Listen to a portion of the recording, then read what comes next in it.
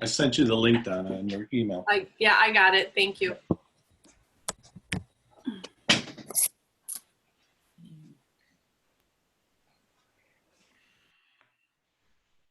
Good morning, everyone.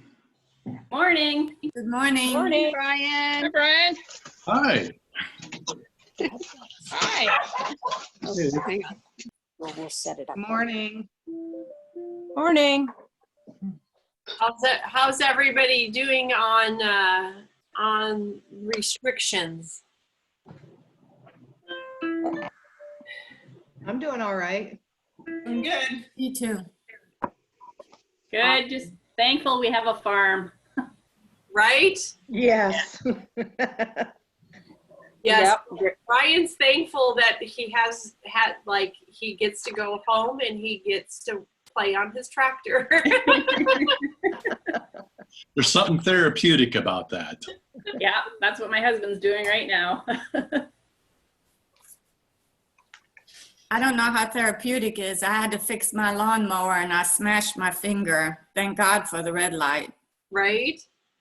Well, Ellen, I mean, you obviously know Brian very well, but for those of you that don't know Brian very well, he's very mechanical and he's the fix-it guy. So if it's tactile and a physical thing, he can fix it. So he loves doing that stuff. Well, for me, it was with hand and feet and a hammer. Yeah. So, Oh. all righty. All right, we have 33 participants, so Yay, awesome. That's good. Let's go ahead and, are we recording it? I've got it recording. Okay, all righty. Good morning and welcome to our Confidence Mini Clinic for Dogs. Hey.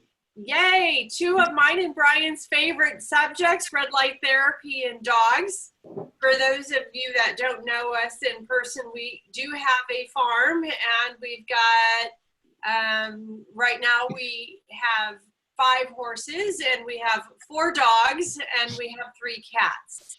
And so we obviously are huge animal lovers and especially, you know, those 3 different species.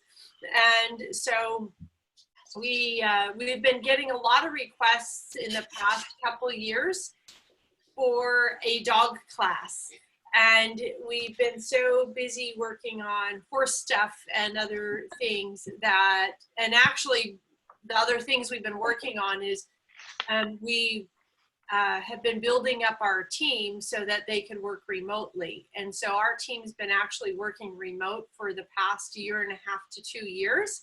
So when this crisis happened, it's pretty much business as usual for us because our team was already working remotely. So I guess I'm a little bit ahead of the curve on that.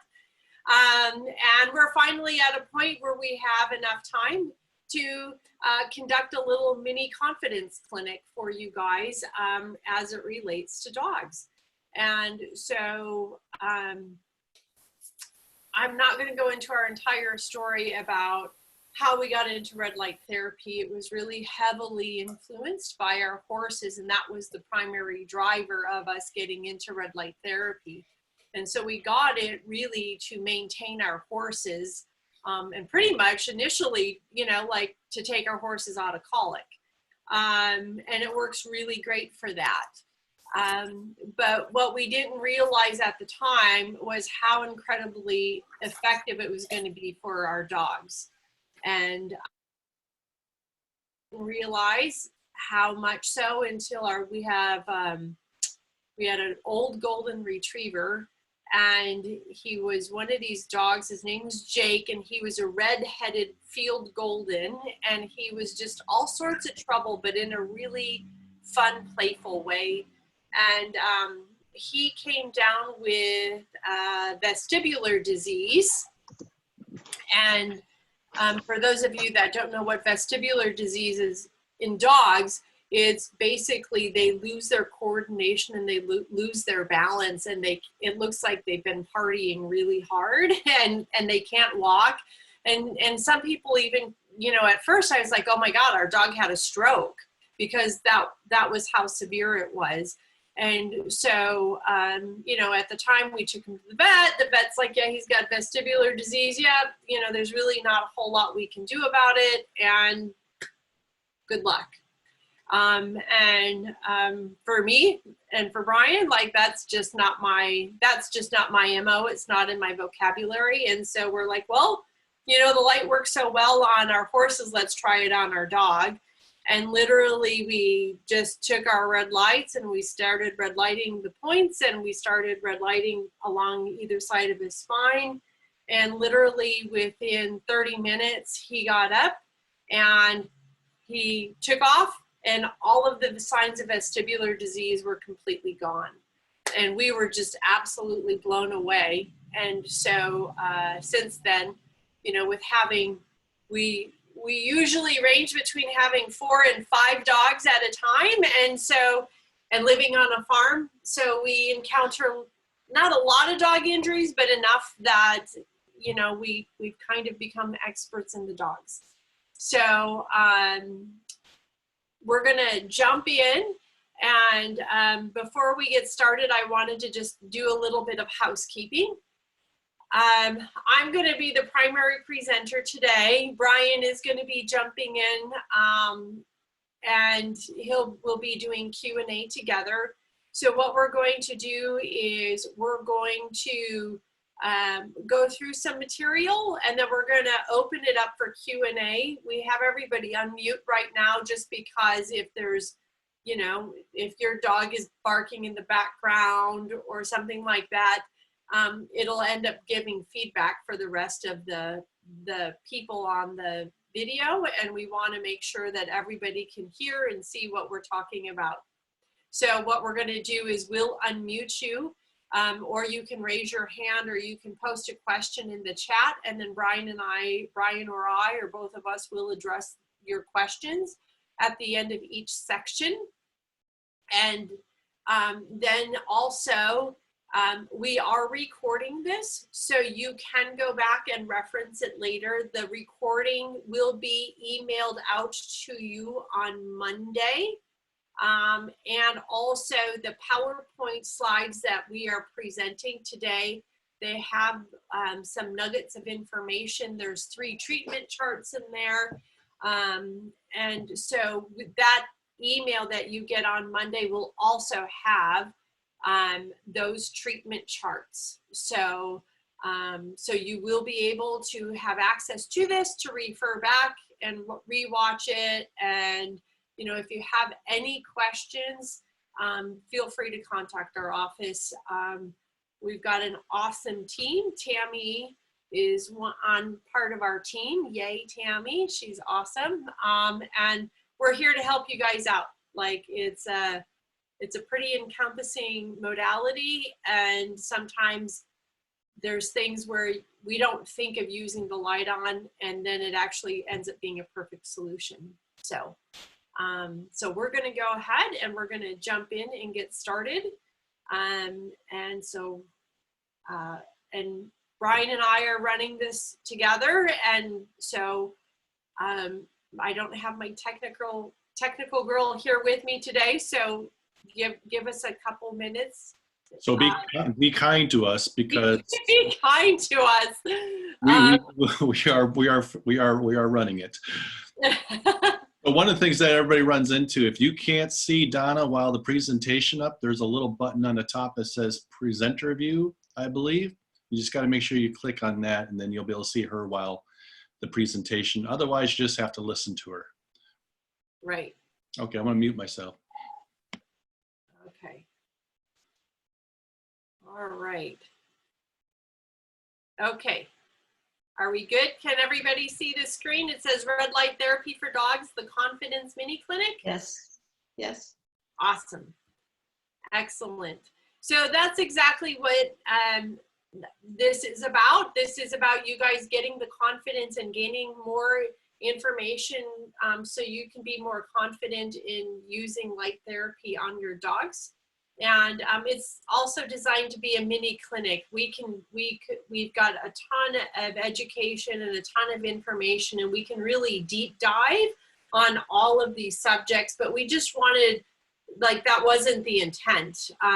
The intent was just to give you like 2 hours. We're going to try to keep it at 2 hours. I was reviewing the material this morning. We may end up running a little bit over. And so I apologize for that. Just know that it is being recorded, and if you have to step away, you can go ahead and watch it later. So welcome to the Red Light Therapy for Dogs, the Confidence Mini Clinic.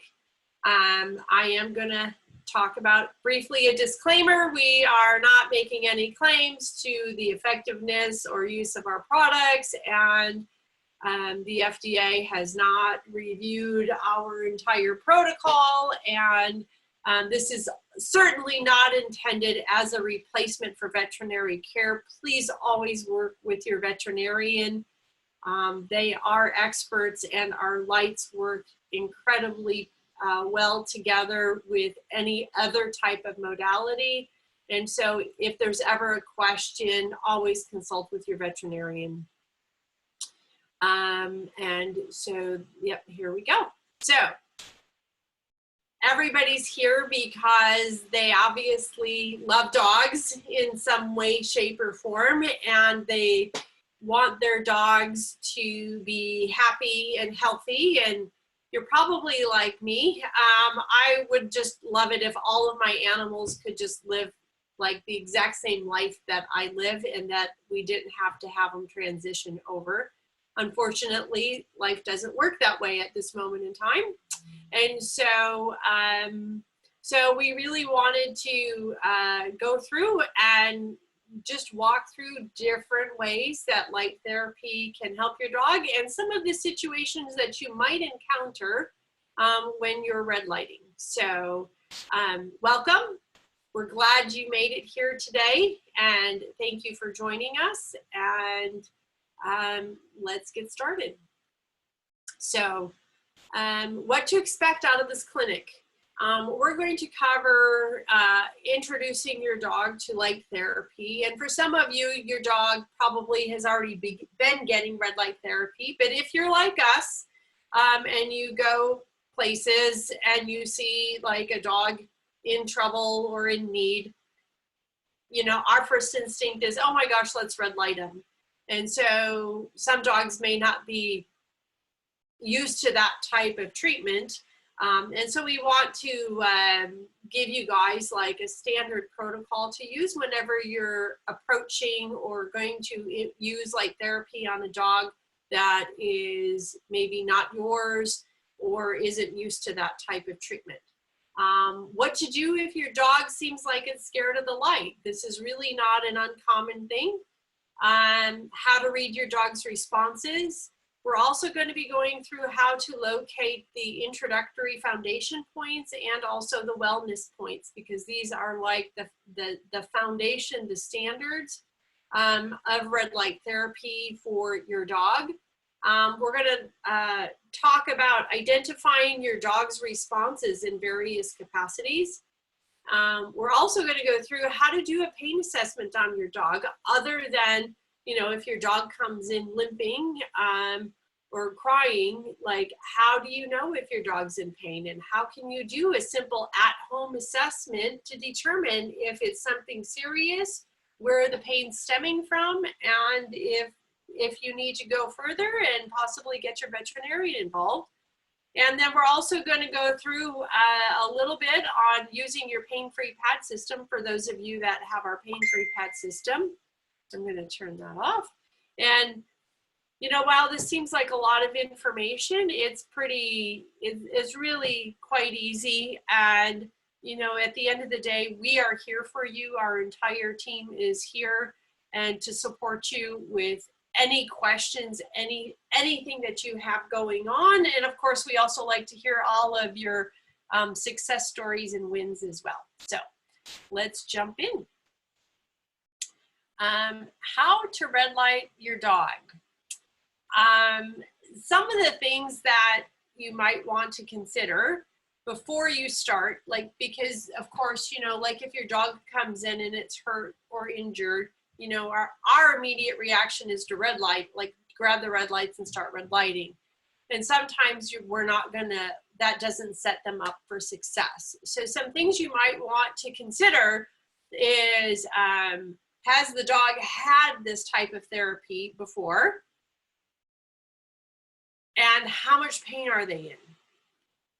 So if the dog has never had this type of therapy done to them before, you're gonna really wanna start slow because you don't know what their response is going to be.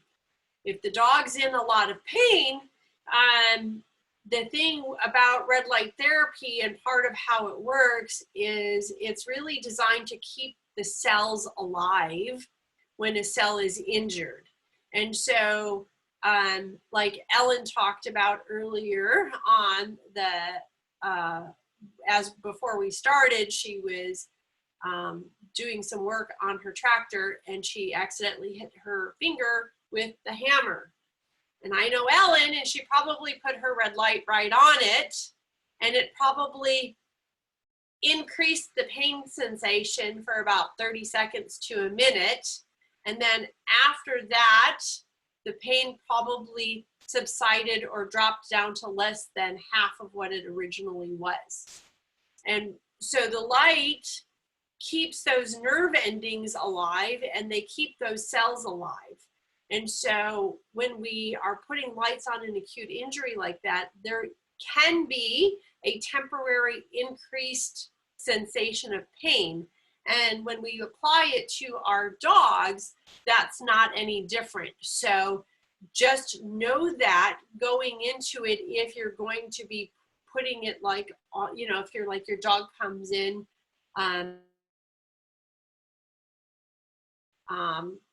if you put the light on it, it's going to probably hurt a little bit more for about 10 seconds to up to a minute, and then it's going to like just drop right down. So be aware of that. Even though you might not be able to feel anything, like if you put the lights on and you don't necessarily feel it working on your body, as you guys know, our animals are way more tuned into energy and way more sensitive to energy than most people are.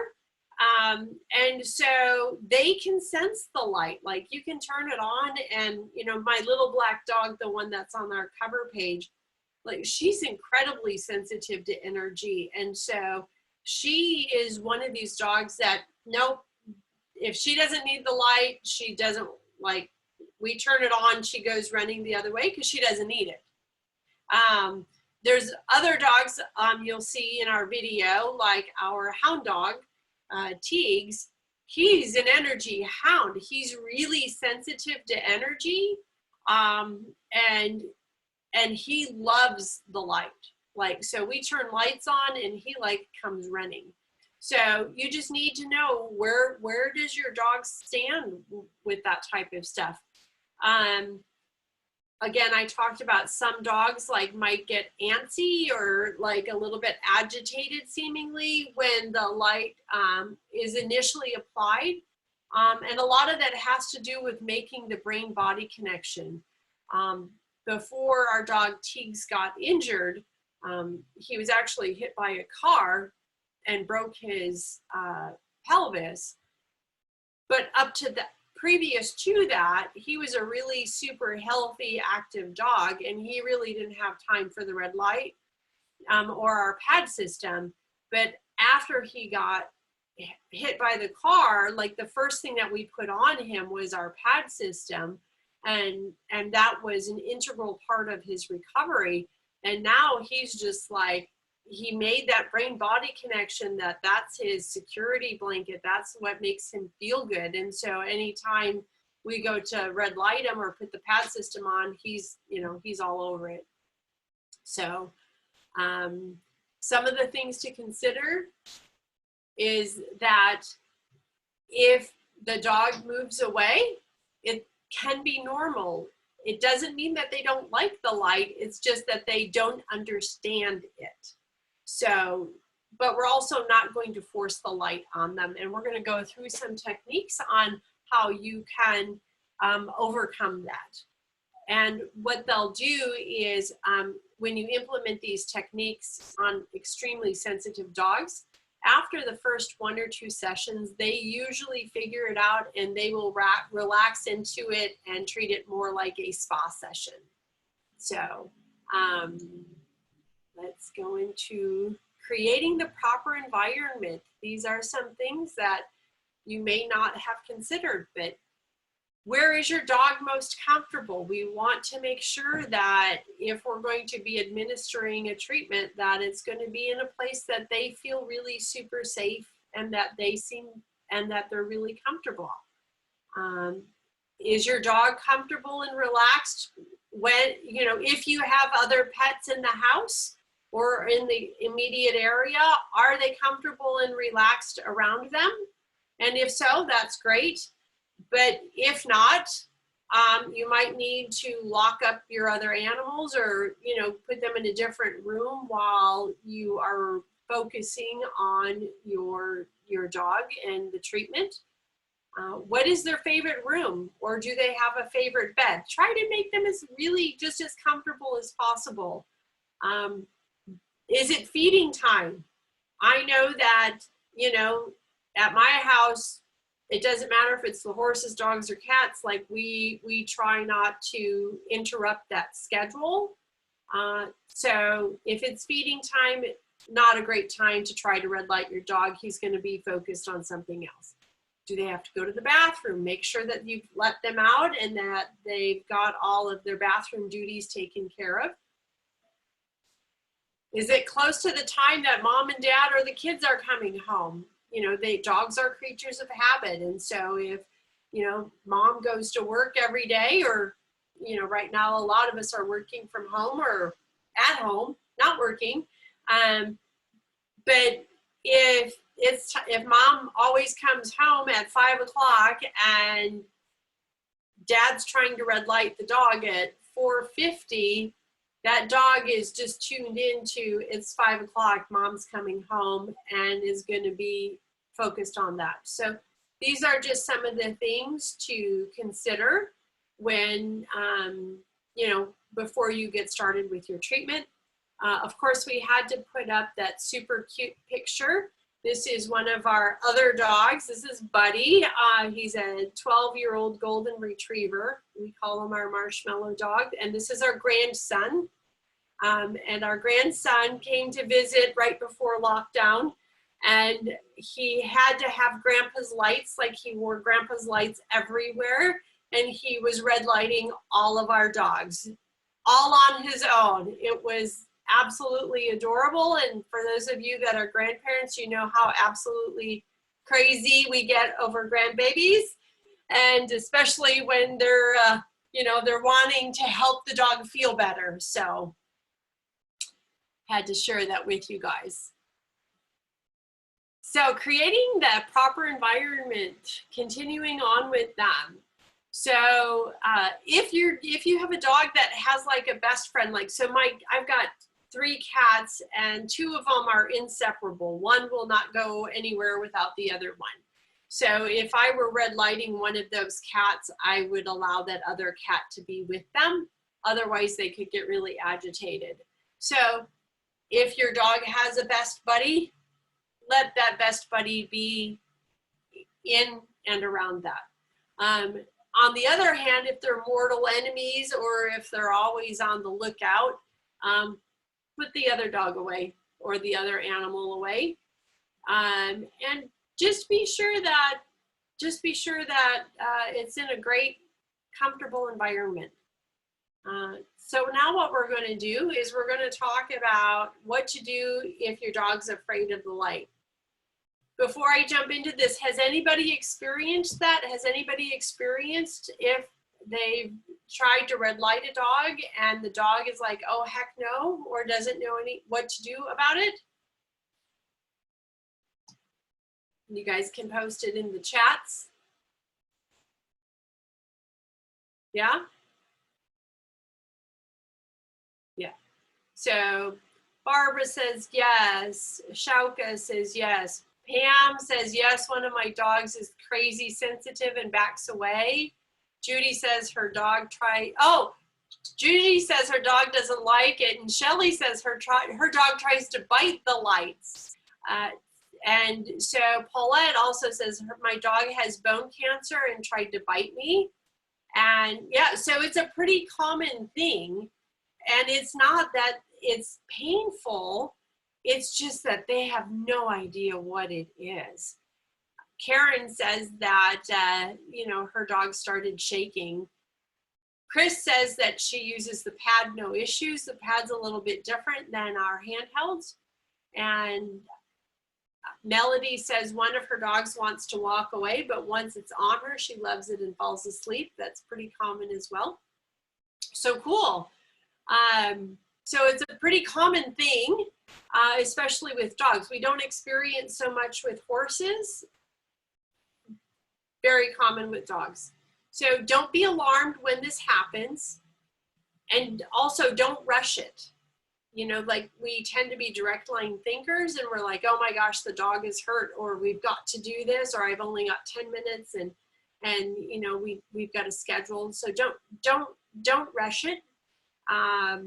And so again, dogs are way more energy sensitive. And so what we're going to do is you want to breathe, be calm, don't force it. We're going to also go through what we call our introductory points, which we are renaming. Most of you know them currently as introductory points. They're really foundation points. And so what we're going to do, so when you encounter a dog that does that, first off, approach the dog when the light is off. Turn the light off and let them sniff it. Let them bite it. Make sure that the end is on really tight. These are for handhelds, of course. Don't let them bite the pad system, please. But for the handhelds, it's okay to let them bite it. They are not going to hurt that. I guarantee it. Let them sniff it. Let them be curious about it. Let them get comfortable with that. And then once they've accepted the light with it off, turn it on and lay it on the floor and see if they accept it that way. And as you can see from the picture, this is Charlie. This is one of our friend's dogs, and he was very skeptical about the light. And so we just did an approach and retreat method with him.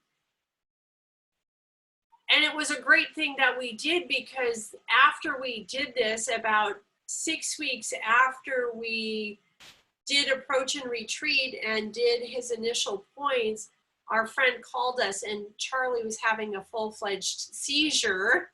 And our friend was actually driving when the dog went into seizure, and he happened to be like 4 blocks away from us. And so our friend called us and was freaking out because he didn't know what to do.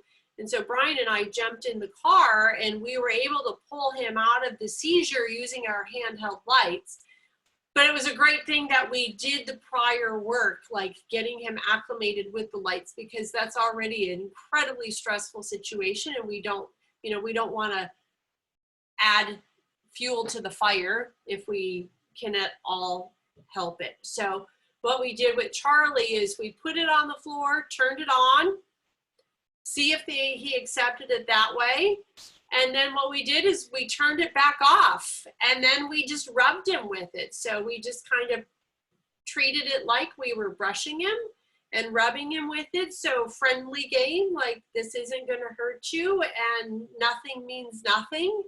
And then the other thing what we did is the next step is we turned it back on, but instead of putting it directly on him, we held it off of him. We held it off of his skin until he made that brain body connection and licked and chewed and relaxed out. So literally we just held it away from them and held it in one spot. And ultimately, you know, our ultimate goal is to make direct contact with the light because that's going to produce the best results. However, if it's something that you need to do on a couple day basis or a couple session basis, that's great.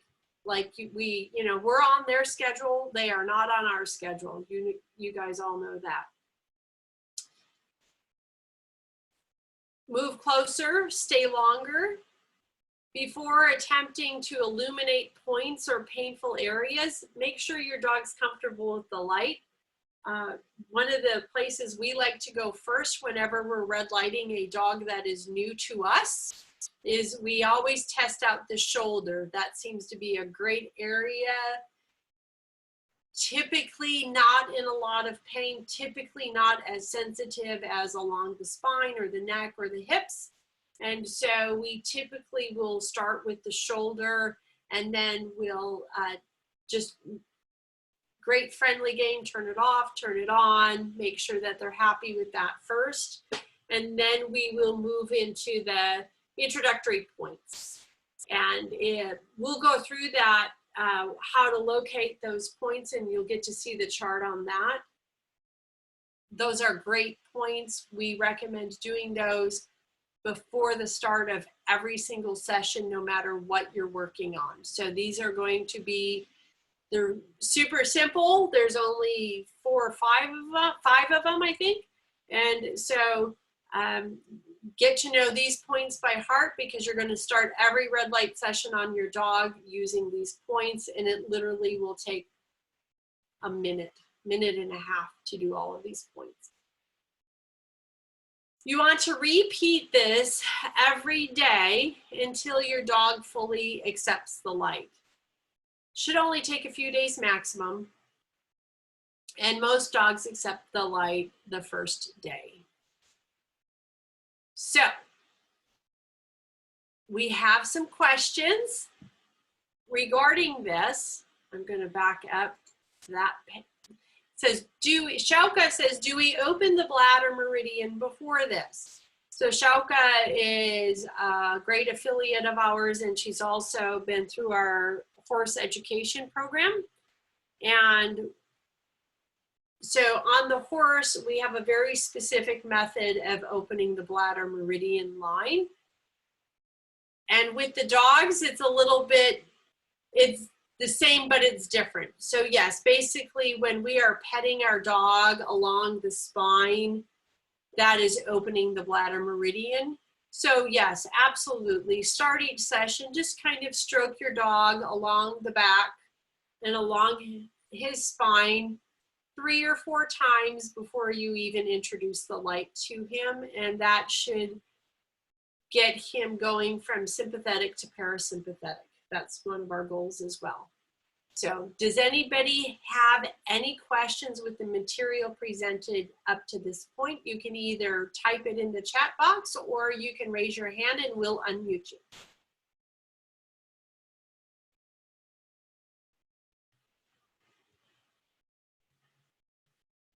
Nope. Okay. Awesome. It's pretty straightforward information.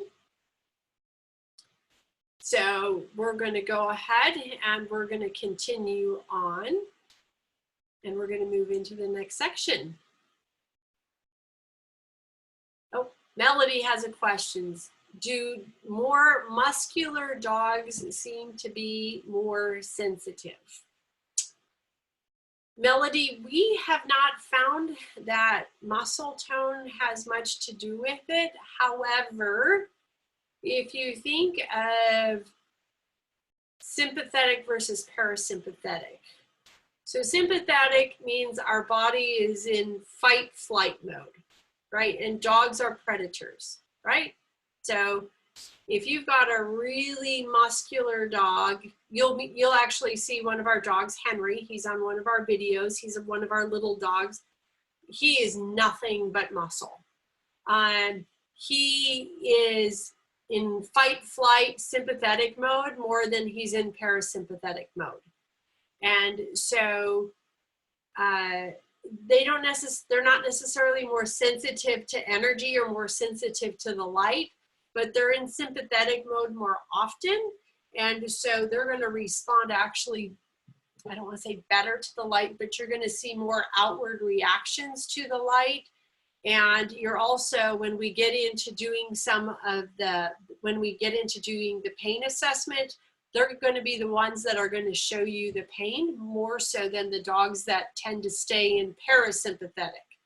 So the white golden retriever, the picture that I showed you of our grandbaby, red lighting our white dog laying on the floor, that dog is in parasympathetic mode 95% of the time. And so he doesn't really, he's like Mr. Chill. So he's not like, he has no predatory response in his body. So he's not, we find that he doesn't have as many physical problems or physical pain areas as like our true hunting dogs. So great question, I love that. Ellen has the question of, are you saying these points to do these points at the beginning of each session, even if they are used to doing the light? Yes, Ellen. Yes, you're going to do the introductory foundation points at the start of every session. Super simple, really fast, incredibly effective. Maximum results, minimal amount of effort. And Pam asks the question, by petting our dogs along the spine to open the bladder meridian, does the same apply to cats? The question is absolutely yes. Yes. And you guys will notice, like when you start rubbing your cats and petting them, especially over their spine, it almost like they start purring almost instantaneously. You're actually doing a little bit of energy work on them just by seemingly petting them. You are helping to open up that bladder meridian channel, allow energy to flow through that channel, and and that feels really good to them. So great questions. All right, we're going to get into the next phase. So how do you know if your dog's in pain? Great question. Like the obvious, we all have those obvious situations where your dog comes up and is whimpering, but how do you know if he's in pain? We're going to get into how to find some of that hidden pain. And what we're going to do is, hold on here. Okay, perfect. So what are some of the signs that your dog's in pain, other than the obvious signs if they come in with a bleeding paw or they are limping? What would you guys say are other signs that your dog's like not right? Brian, you want to unmute everybody for a minute and we can just open it up for verbal? All right. Well, I have a dog that I'm working with that's in Schutzen, and he has a hard time jumping over a jump. And I think that he could benefit. So that's one of the reasons I'm taking the class. Yay, awesome. Awesome. So not performing like that you're asking, like he can perform. That's awesome. What else?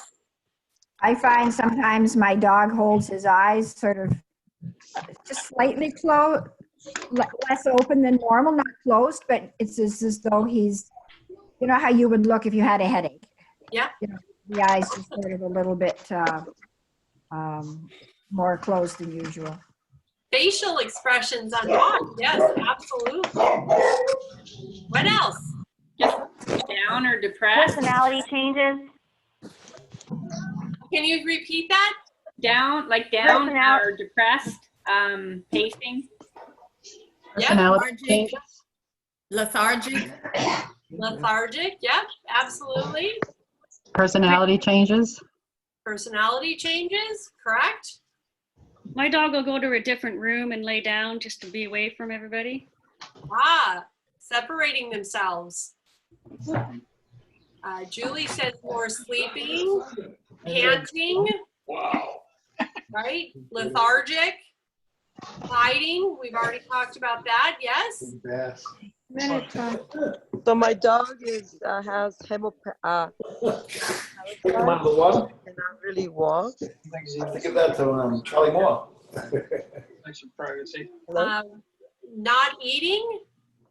No, That's my dog. There's a guy who made a lot of money. Who? Charlie Moore did a fishing. I'm sorry, I can't. That guy Charlie Moore on the fish, outdoor fishing. On his boat? Yeah. Okay, so my dog cannot walk Doesn't even walk. because they found hemoparasite All the time. Yeah. um, He's a funny already bastard. a month ago, and he cannot stand up or walk.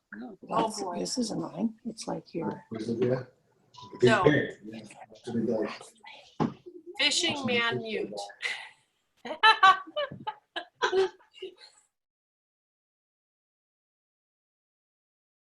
Uh-oh.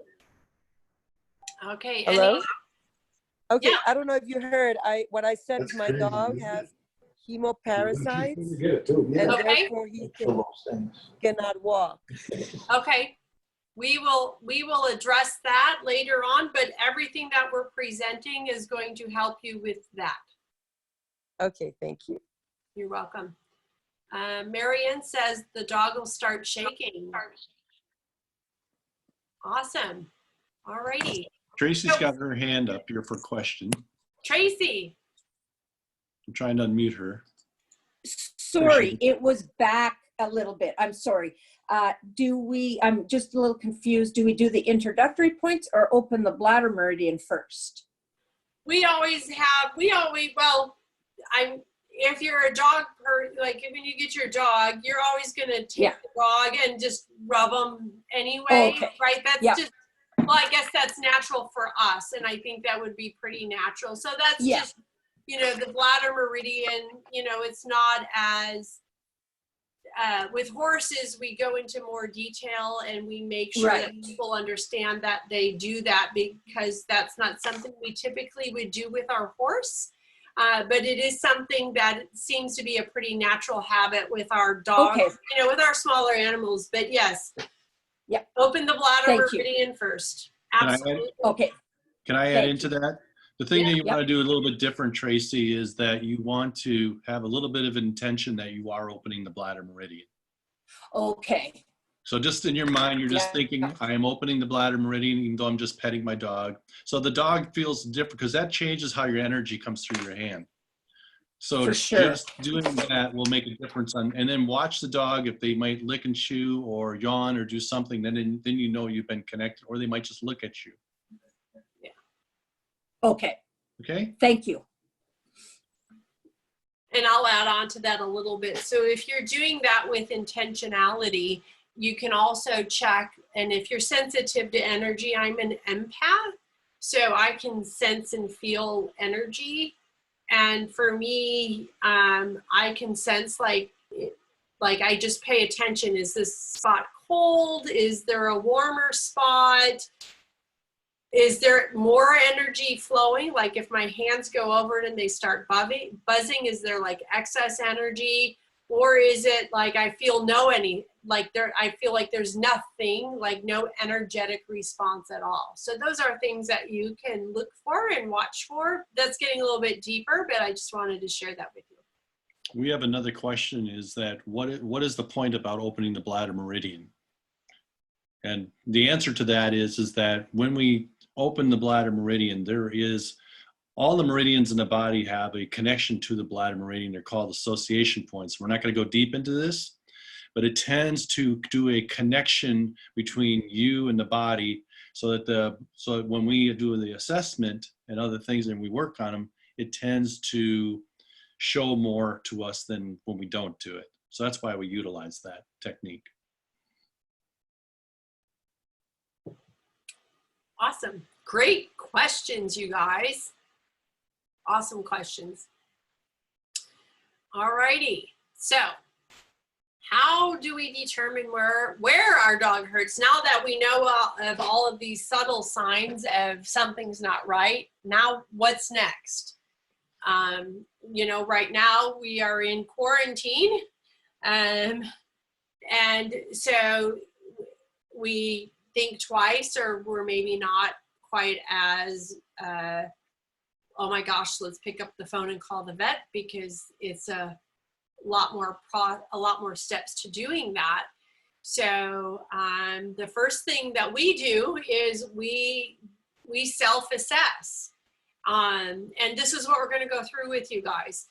Part of what we're going to go through, our assessment is actually based on a veterinary acupuncture exam. So this is what veterinary acupuncturists actually learn when they go become a licensed acupuncturist. You can do it with your fingers. We're obviously not using needles, so we can't hurt anything.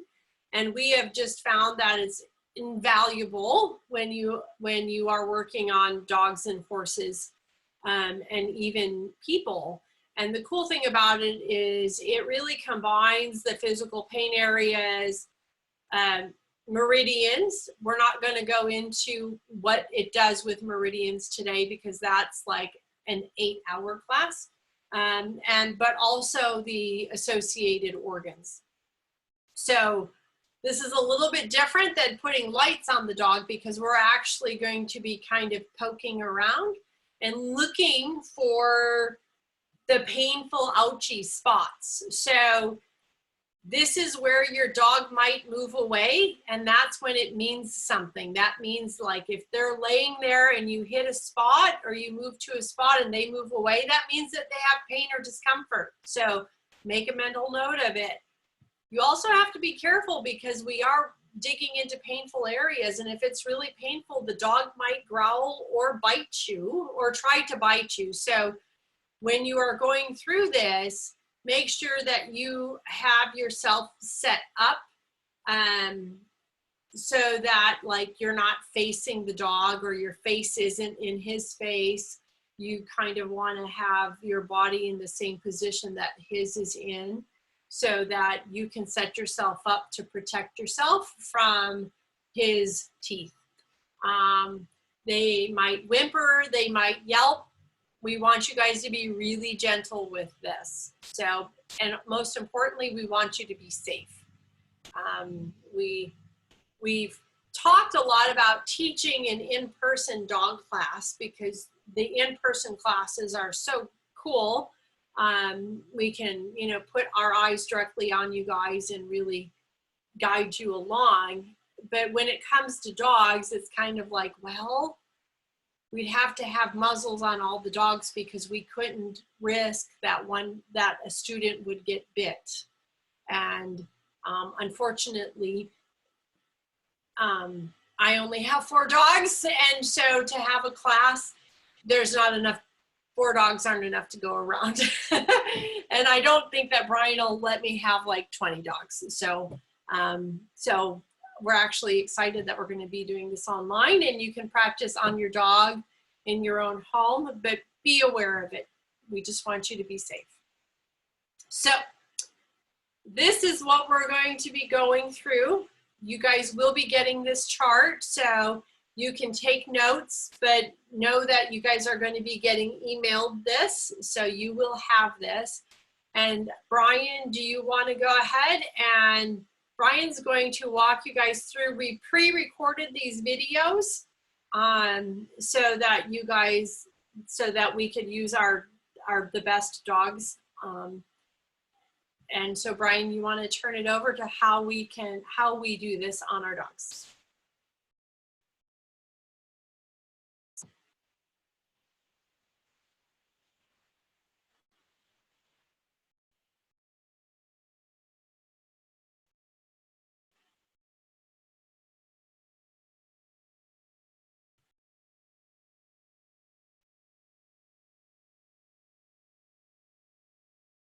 Can't hear anything, Brian. always cautious of. Is that working? So when I'm checking these areas, I'm gonna start lighter rather than harder. And if I do get a reaction, I'm not gonna, especially on a dog I don't know. If it's my dog, I know it's not gonna bite me, that's one thing. But if I'm with a dog that isn't my dog, I'm gonna have a handler out here with a leash, keeping them at bay so that I don't get bit. And if you have to, you couldn't go to a muzzle if you had to. Ryan, can you pause it for just a moment, please? Right behind me. Okay. Okay, the volume on it needs to be louder. And can you go ahead and back it up and start it from the beginning, because the load speed was a little bit slow and it kind of sounded like you were underwater. All right, let's try this again. All right. Let's talk doing the assessment of the dog. Now, of course, with the assessment, Is that better? I want Yes. to use my hands instead of using a tool. So I'm going to either do a pinch or I'm going to be doing a rub in the area. And you want to be always cautious of them biting. So when I'm checking these areas, I'm going to start lighter rather than harder. If I do get a reaction, I'm not going to, especially on a dog I don't know. If it's my dog, I know it's not going to bite me, that's one thing. If I'm with a dog that isn't my dog, I'm going to have a handler out here with a leash, keeping them at bay so that I don't get bit. And if you have to, you couldn't go to a muzzle if you had to use one. All right, we're going to go with the first point, which is located right behind the ears on what's called C1. It's on the top. And I'm just going to take 2 fingers and palpate in that area, or I can take one hand and rub back and forth, just to see if I've got anything going on behind the head.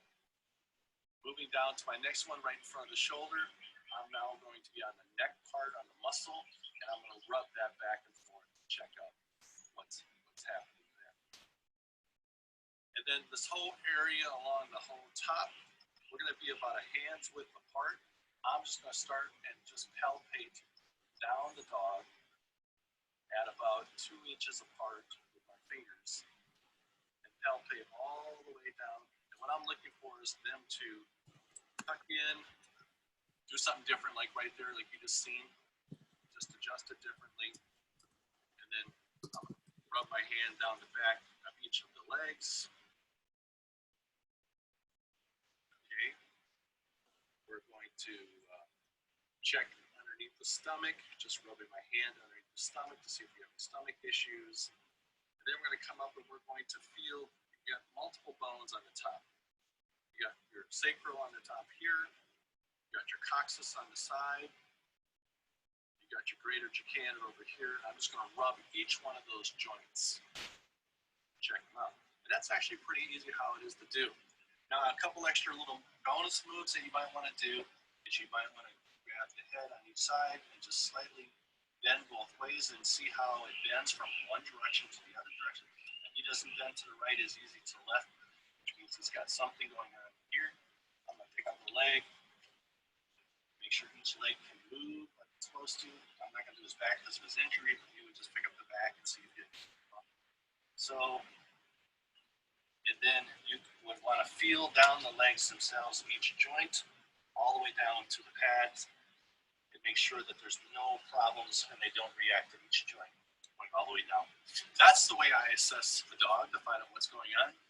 Looking for reactions is they'll tighten, they'll turn their head, they'll look at you like they found some pain, they'll look at their shoulder, they'll act like they'll want to maybe bite, or just they'll want to go away. So those are all signs of where you find pain.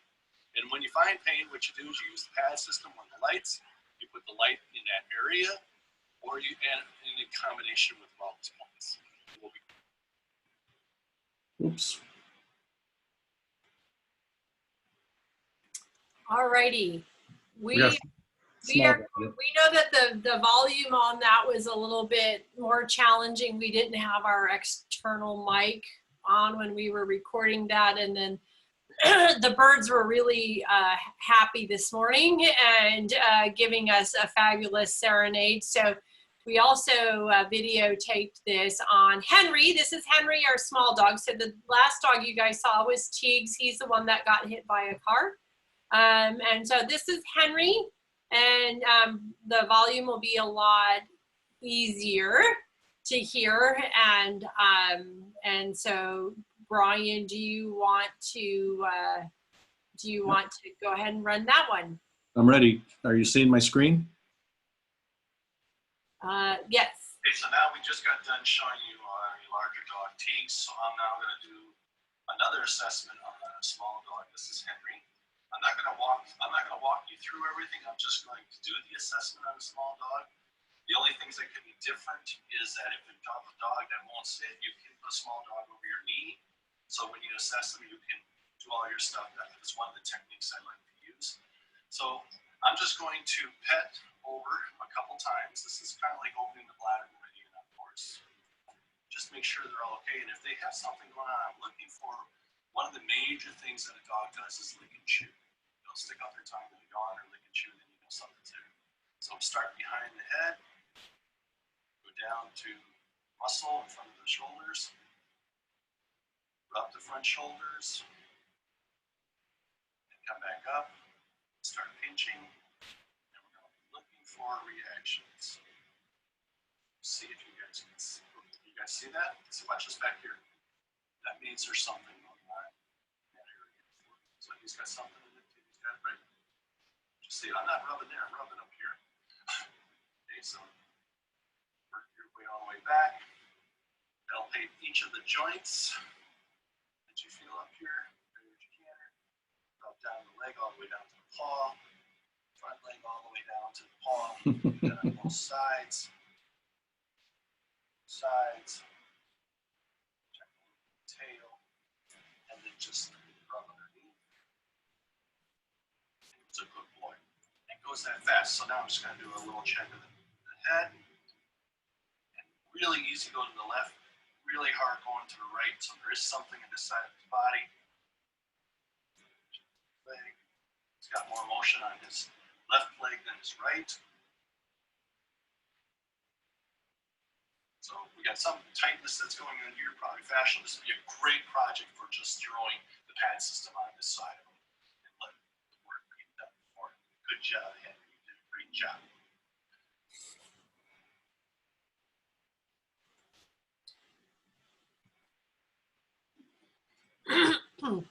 Turning the share back over to you, Donna. Okay. So, what do you guys think? You want to open up some questions quick? Yeah. Everybody's unmuted. I'm up there. I only see that open cover. Oh, that's funny. Oh boy. Any questions from anybody? No, that was pretty good. That made sense? Yeah, it did. So Brian, so when you put Teagues over your knee, is that just because he's smaller and just to keep him standing? Henry, yeah. Henry. What I find with the little Henry, dog, sorry. what I find with the little dogs is they get a little bit squirmy and they want to sit down all the time. Yeah. So by keeping them up over my knee, it allows them to take the weight off the back of their feet and then allows them to really show me what's going on. Okay. That's a wonderful technique. I have a larger dog that had a metal removed from her left knee and she blew out her right. It's very difficult for her to stand long enough for me actually to do the red lighting on her, but that technique you just showed was amazing. I'm going to use that now and I'll be able to keep her up and upright when I red light her. Thank you. Very good. Brian, Go ahead. Brian, does the dog have a high rate apparatus similar to a horse? And should there be any high rate assessment? Well, we are doing a high rate assessment by checking behind the neck and down onto stomach 10, which is the one that's down on the muscle before the front shoulder. And if I find something there, I will go up and check the TMJ on both sides to see if there's a reaction. It is a similar device, but it's not quite the same. Okay. This is Ellen. Since they showed issues there, and I think you said this would be a good situation to use the pad. Would you then just put it on 0.4 for pain and inflammation, or run 0.1? That's a choice. I would probably start out with, because I don't know yet that there's actually a pain or if it's just something in the body. So I always tend to default to 0-1 or 0-2, depending on morning and night. And then after that, if I find there's an actual physical pain area, then I might go to 0-4. Okay, thank you. Good question. One of the questions was, okay to do the therapy on a grooming table and what the pros and cons of it are. So it's totally okay for you guys, like if it's easier for your dog to be on the couch, or if you've got limited range of motion, it's okay for you to put your dog on a table or something as long as they're comfortable with it. So absolutely, part of we talked about pros and cons. The pros, it's easier for you, but the con of it is when the dog relaxes out, it might want to lay down and fall asleep. And I'm pretty much a believer in let a sleeping dog lie, especially after a therapy session. So the con of it would be if it wouldn't really be safe to leave the dog on a table unattended.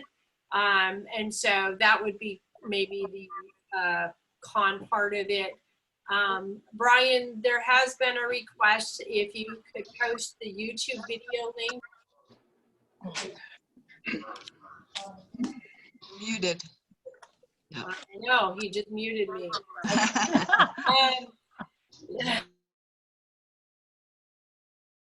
A mute Donna button. There you go.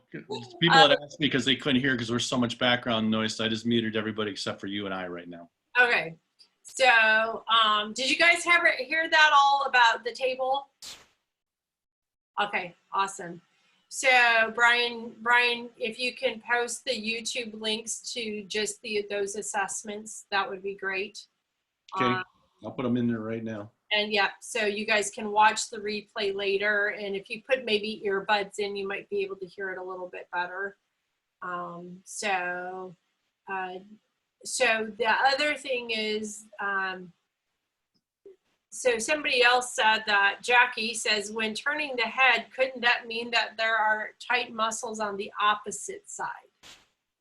And the answer is yes, absolutely. So you would want to, what we would do in this particular situation, if we had our pain-free pad system, we would probably just put it on him and do a 10-minute session and then recheck him to see if that solves the problem or the issue. And if it didn't, then we would go into more specific point locations, and we would probably do a dog body balance protocol. So we would do a front fascial release and a rear fascial release to see if that frees up the range of motion. So it's always one of those questions of it, or answers would be, it depends. So great question though. And Darlene, you've got some questions regarding what to call it and whatnot, and I can address those to you in a private message. And let's see here. Let's see, we muted everybody, and Brian did post the YouTube links so that, and we do have those as unlisted. So if you, first of all, please do go to YouTube and like our channel.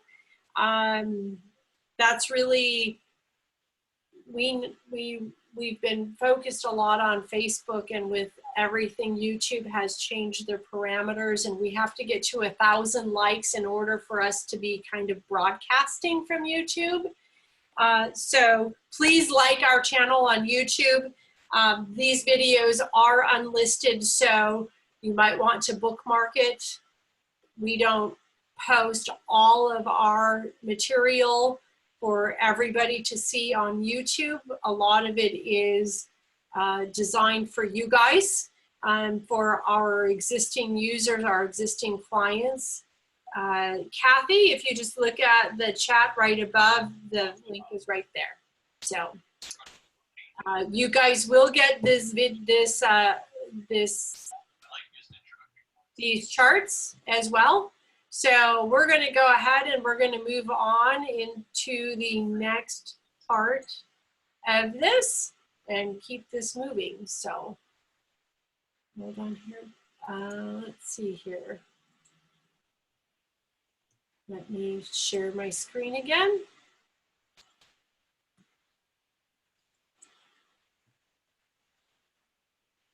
All right, can you guys all see my screen? Brian, did you just kind of want to walk through that, or? Well, I'll walk through it. So before we move on, I just kind of wanted to go walk through the dog assessment chart with you. And this looks really technical, but you watched Brian do it on 2 dogs, so you can see how once you get proficient in it, it doesn't need to take longer than 30 seconds to a minute. And if you are used to using acupoints for landmarks, these are your assessment acupoints. So Brian went through A, and that's just basically gently palpating that area, and then he moved down to in front of the shoulders, and then he kind of works from the front back. So then, you know, he just went right along that line and looked for that, checked underneath the belly, worked down the legs and the front shoulders. And all of these mean something from a Chinese perspective. So as an example for Henry, when Brian pinched his back, and he had made the comment that it may not necessarily mean that he's in pain. It could be that he's in pain, but it also could be that he is responding to an association point, and that might be an imbalance in the meridian or in an organ. We're not going to go that deep today, but I just want you guys to know that that's why Brian made that statement. So for all intents and purposes, we're checking to see where they're reacting. What are the reaction points? And let's just put lights right on them.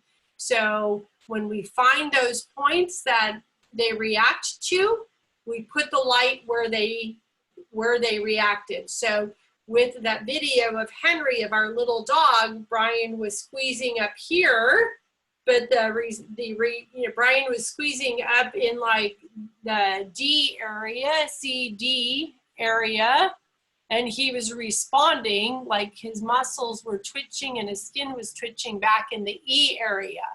So what we would do is we had actually put it on the D area. Even though he reacted in the E area, we'd actually put the handheld lights in the D area. Does that make sense to everybody? Awesome. And also now when you are doing this pain check, sometimes I personally like to go one side and then the other side, because pain is not always bilateral. So they might react more painfully on one side than the other side of the body. So, you know, be very diligent about just going along and checking each point and doing one side at a time, and that you're going to get a clearer answer on that as well. Does that make sense to everybody? I see that we've got, do we have any more comments, Brian? Hang on. I don't know if I'm muted. Okay. Awesome. Just wanted to go through that. I'm open. The one comment was there, they just asked, the question was, so we can just put the light where we found the reaction. That is the beauty of light therapy, is that yes, you can just put either where you got the reaction, or if you get deeper into what that means, then you could work on different things. So both will do helping to get rid of the pain. But the thing is to go back and check and see after you get done red lighting, did that pain go away from that spot? And if it did, then that means you've done some good. Great. Okay, Brian, it is 12:09 here. Yes. and I have to take a potty break. Yep, so let's take a 5-minute break. Awesome. Then we'll come back. Do you want me to unmute everybody so they can talk, or just leave it muted? Go ahead and unmute everybody, and we'll leave the dog assessment chart up that you guys can take a look at it. And we'll be back in 5 minutes or less. Can you mute it? If you guys want to ask questions amongst each other, you can at this point. You need it. Not every page.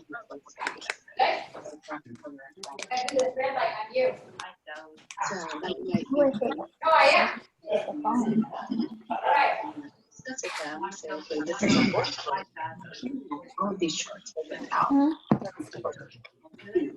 Stuff's off around, blah, blah. Should we make each page coded so that you can wipe it off?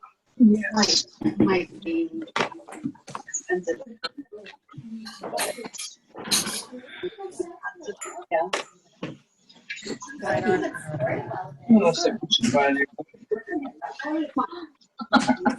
Night, Rosie. Relax.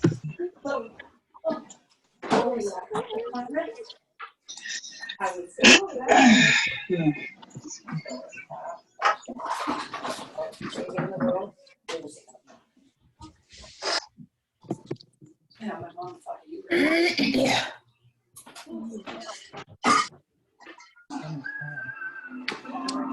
All right, come on, I gotta go to the bathroom.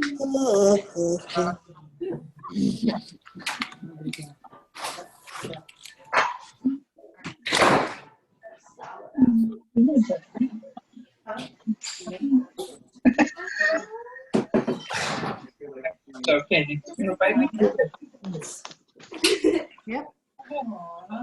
And I'm not muted right now, so they can hear me too.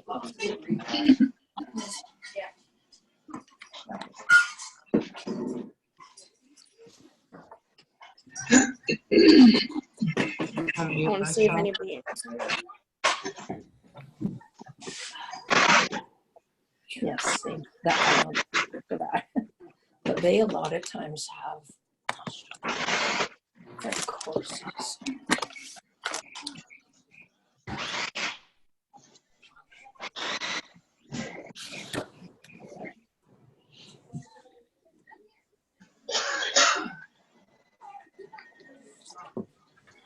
What?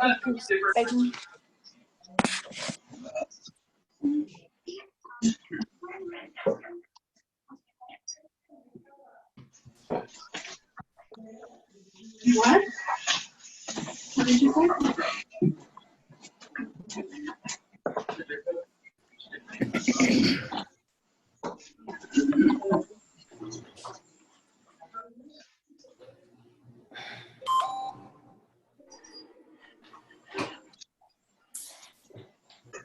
Hey, Donna and I are back. If you guys have any specific questions while we're on break, we can still answer some questions if you'd like. I do. Okay. Going back to the foundation points. So if you're just going to use the pad just as a general lighting, like 01, would you do the foundation points before that too? Well, you know, the foundation points, especially if you have an animal that's never had red light before, you always want to start with those before if you can. But if you don't have any of the point, if you don't have the handheld lights, then you're going to just use the pad. So it's a kind of one of those, this depends.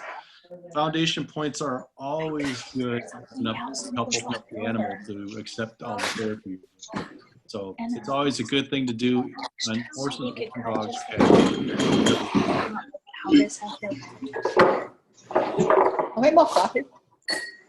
So Brian, if you find a tender spot, let's say at point D on the left, would you treat point like on the right side as well? always bilaterally. So no, you treat bilaterally. You do always do both sides. Okay. Yeah, but do you do that same point on both sides? Yes, always. Thank you. Thank you. Now, are you using a pad when you do that, or using a light? You could do either. Okay, so if you take the pad, you can lay the pad right over. Correct. So then you basically doing both sides at the same time with the Both pad. sides at the same time, exactly right. So you have two choices. If they're laying down their side, you can do one side, then have them turn over and do the other side. Or if you can just put the pad underneath on one side and lay it over it, then you can get both done at the same time. Okay.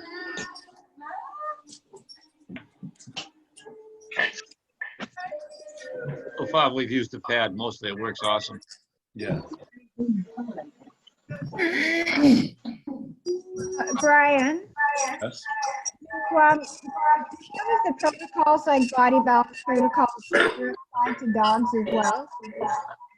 Yes, we're not going to get into that in this presentation, but body balance protocol works awesome in dogs just as it does in the horses. And it's exactly the same thing. Okay, great. So for a general unspecified, Oh my We goodness. got a lot of feedback. Okay, hang on a minute. I'm gonna, so for a general unspecified weakness in the hind end due to old age, that rear fascial release would be helpful. hang on, Judy. I'm gonna. Brian, there's too much feedback. Let's go ahead and mute everybody.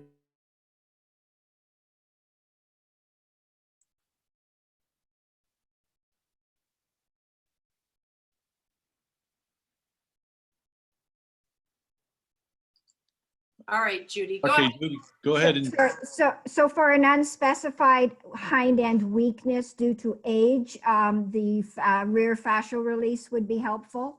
Absolutely, that's one of the easiest way to do it. You can do one of two things. You can just lay the pad on the dog because it covers so much of the area, or you can do a rear fascia release like we're talking about. Okay, this is a very large dog, 150 pounds. Oh, it's a big dog. Yeah. So yes, I would do rear fascia release. I did a golden retriever that was having all kinds of aging problems, and I did the whole body balance protocol, and the thing, you'd swear the dog was 10 years younger when I got done. Wow. Okay, and sort of same timing, every second day to start for a week and then go on to maintenance? It's exactly the same. Okay, great. Thank you very much. Yep.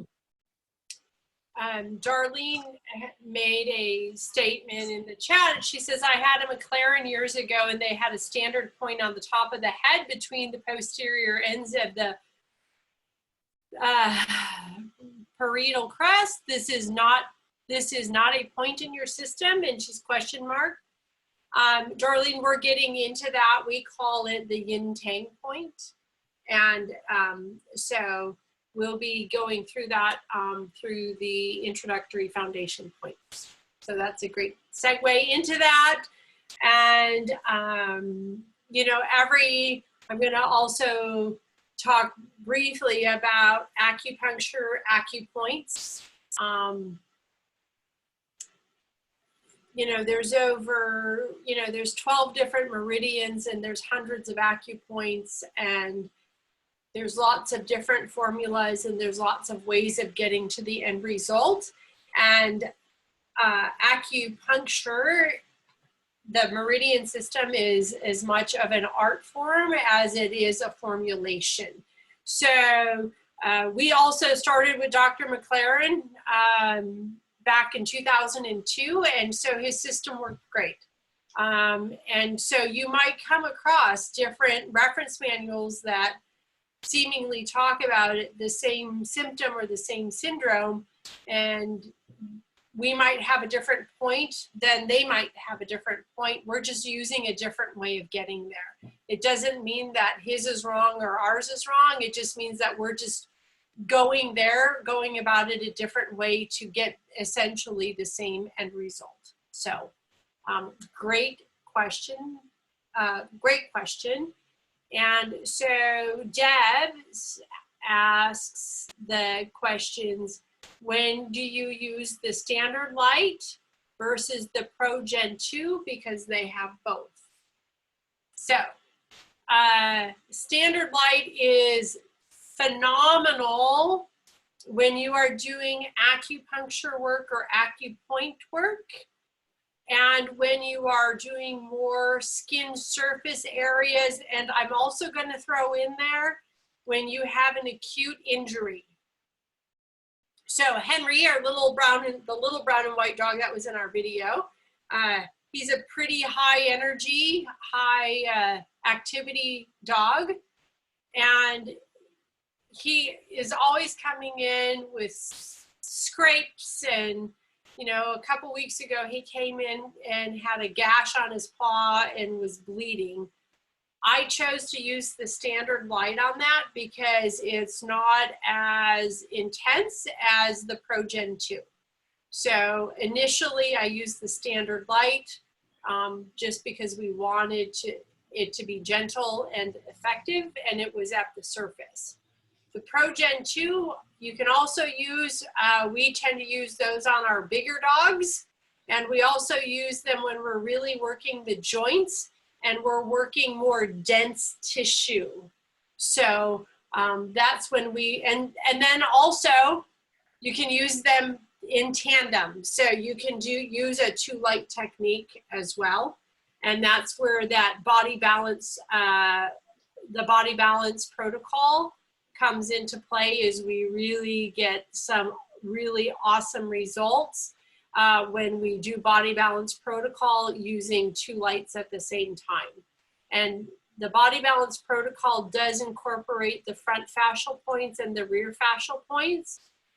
We don't have time today to go through all of that. Again, that's like another, you know, that's another layer. We had that on a past webinar or past learning thing like we're doing right now that might be available for people if we want to open that back up again. On dogs? No, we had it on horses. We don't have a dog put together at this moment. This is specific, yes. Yeah. Correct. So we'll be releasing one specific to dogs, but we're not quite there yet. Darlene wants to know the difference between acupoints and versus meridians. So Darlene, if you think of the meridian as the whole road, think of our street system or our highway system that we drive down.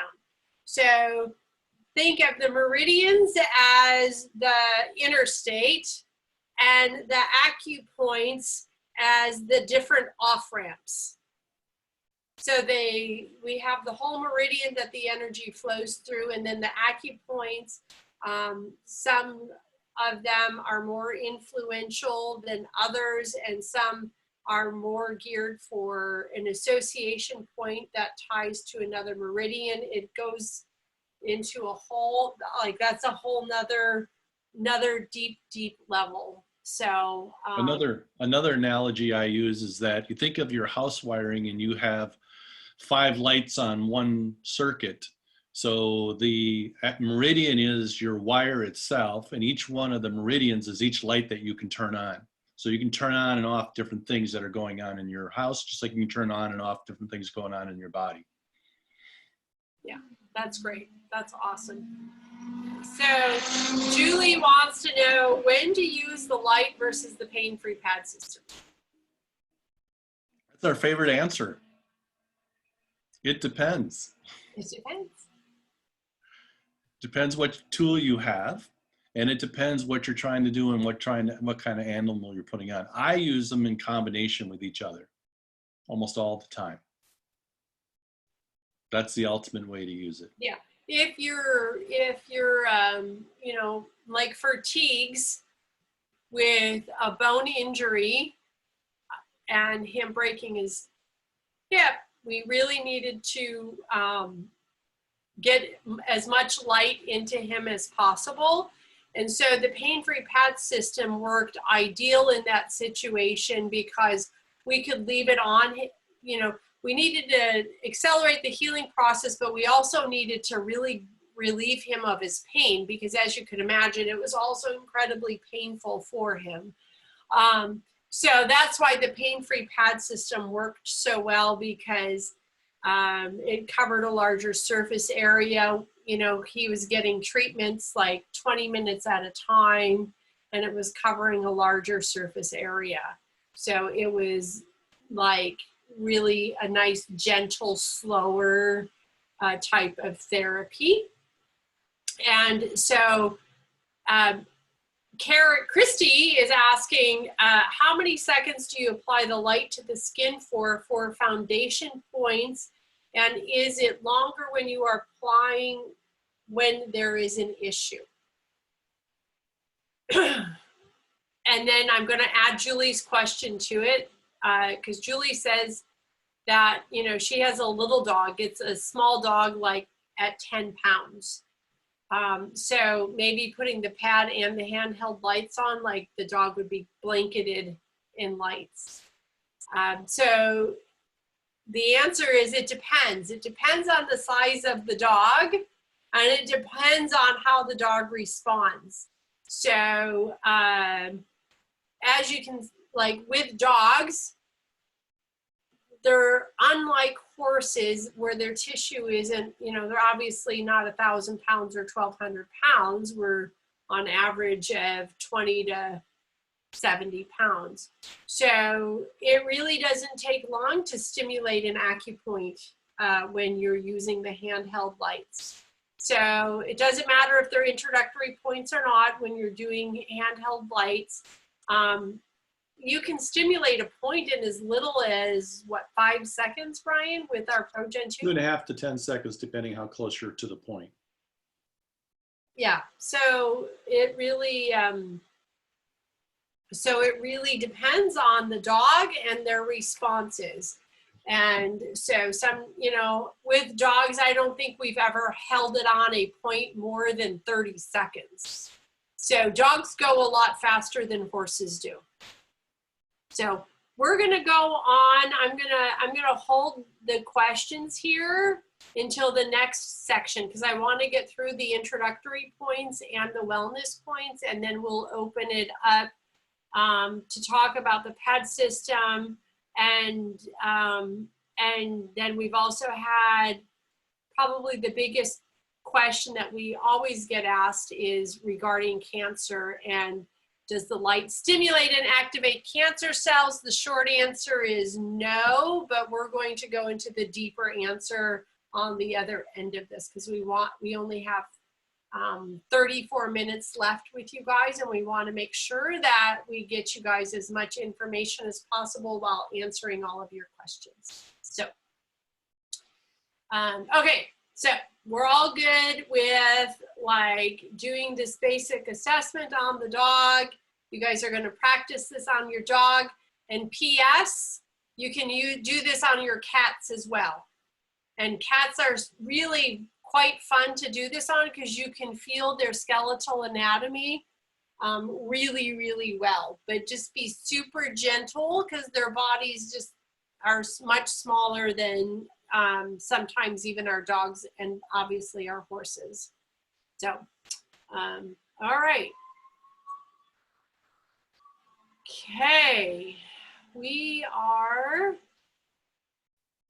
at our introductory points. And Brian, do we have a video on the introductory points? We do. Are you ready for right now, or do you want to talk about anything first? You ready? We've kind of been talking on and off all morning about the introductory foundation points, and so this is what it looks like. And so Brian's going to show us, I believe, I can't remember which dog, so let's go to the video. All right, let me take the screen away from her, Donna, and we'll get this thing started.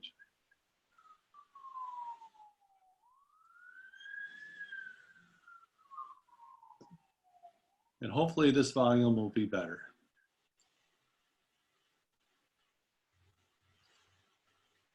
Let's talk about our trusty old canine. This is Teeks. Not letting me go full screen. Doing the introductory points. I like using introductory points because, for one thing, it introduces the light to the animal. The second thing is, you never know what's going on. Every day is a new day when you come to do light therapy. So animals go out. And just going to take it back just because I'm going to miss some. Our trusty old canine. This is Teeks. And doing the introductory points. I like using introductory points because, for one thing, it introduces the light to the animal. The second thing is you never know what's going on. Every day is a new day when you come to do light therapy. So animals go out and they do their thing. They can have stomach issues going on. They can have some kind of pain issue going on.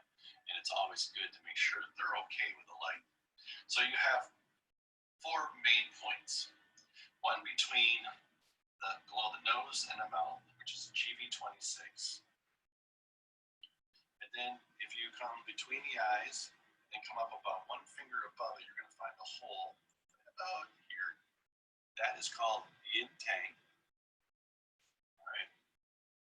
And then on their back, if you feel down to where you can feel right behind their shoulder blades, right in the center, you'll find GV14. And then if you feel down their lumbar vertebra, which would be right in front of their back legs, about a hand's width in front of the back legs, you're going to feel where it gets into a soft spot between the lumbar and the sacral vertebrae. That's called the bot way. So the way I like to do these lights is all lights are put on low. I don't really recommend to start out with using the pro light on a dog right away. Start out with your standard light. If all you have is the pro light, then you go, oh yeah, one more. There is stomach 2. So you look at the canthus of the eye, and it falls right in front of the canthus. Just about a finger's width, you'll feel a hole right here. Don't fall asleep over the top. Such a good boy. It's his sleeping time. So lights themselves, so I'm going to use a standard light first. I'm going to get on, it's on low. I'm just going to introduce it to you. You guys can see this one is laying down. I'm just going to do GV26. Make sure he's okay with that. And if he is, he told me that's all he wanted. You can come up and you can do yin tang. You're not able to see the sun. Phil. And then while you're here, you don't need to sit here any longer than 5 to 10 seconds. We're going to move down to stomach 2. And I'm just going to go faster than I'm supposed to just for the camera. I can move on to the other side, stomach 2. Great job. He's just absorbing. It's no big deal. And then I'm going to do the 2 points on top of the body. So I'm going to ask him just to bring his head up for a second. Oh, it's okay. But, yep. I turn him around here for us. He's really not move too much, I guess. There you go. There you go. Good boy. And then you can find GV14. And if you want to use 2 lights at a time, you can come back, find the back way, and do these together. It's a great thing to do both these 2 points together, the whole spine. These are the nice introductory points that gets the body moving. It gets them feeling what the light does. But the big thing is you want to make sure that you're safe with the light and that the dog doesn't just take off and go on. If for some reason you put your first light on and the dog does get excited, turn your light off and then find the point, put it on here without the light on, do some pet. Make sure you get some reinforcement as far as for them. Put the light on, put it on here for just a second, take it off. Pet. Work your way up to where you can hold the light and it'll stay on. And once they get used to that, they'll be good to go.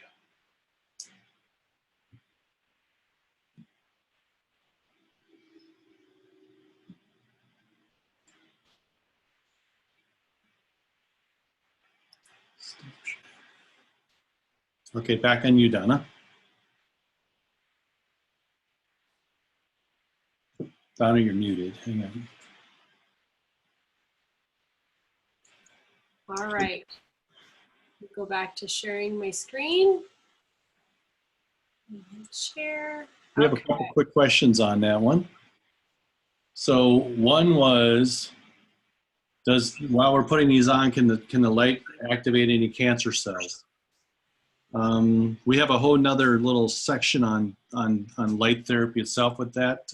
Typically, the question is, it depends on what your light is and what it does.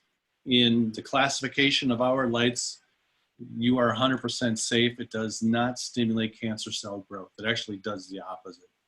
So for our product, there is no issue with that. You want to add to that, Don, or are you okay? I'm not going to go into a whole bunch of detail on it. We do have other information out there, but with our particular products, they do not stimulate cancer cells. They actually do the opposite. And we go in through the whole scientific explanation of what it's doing from that perspective. So if you have another company's device, there's lots of them out there, and we can't speak for all of them.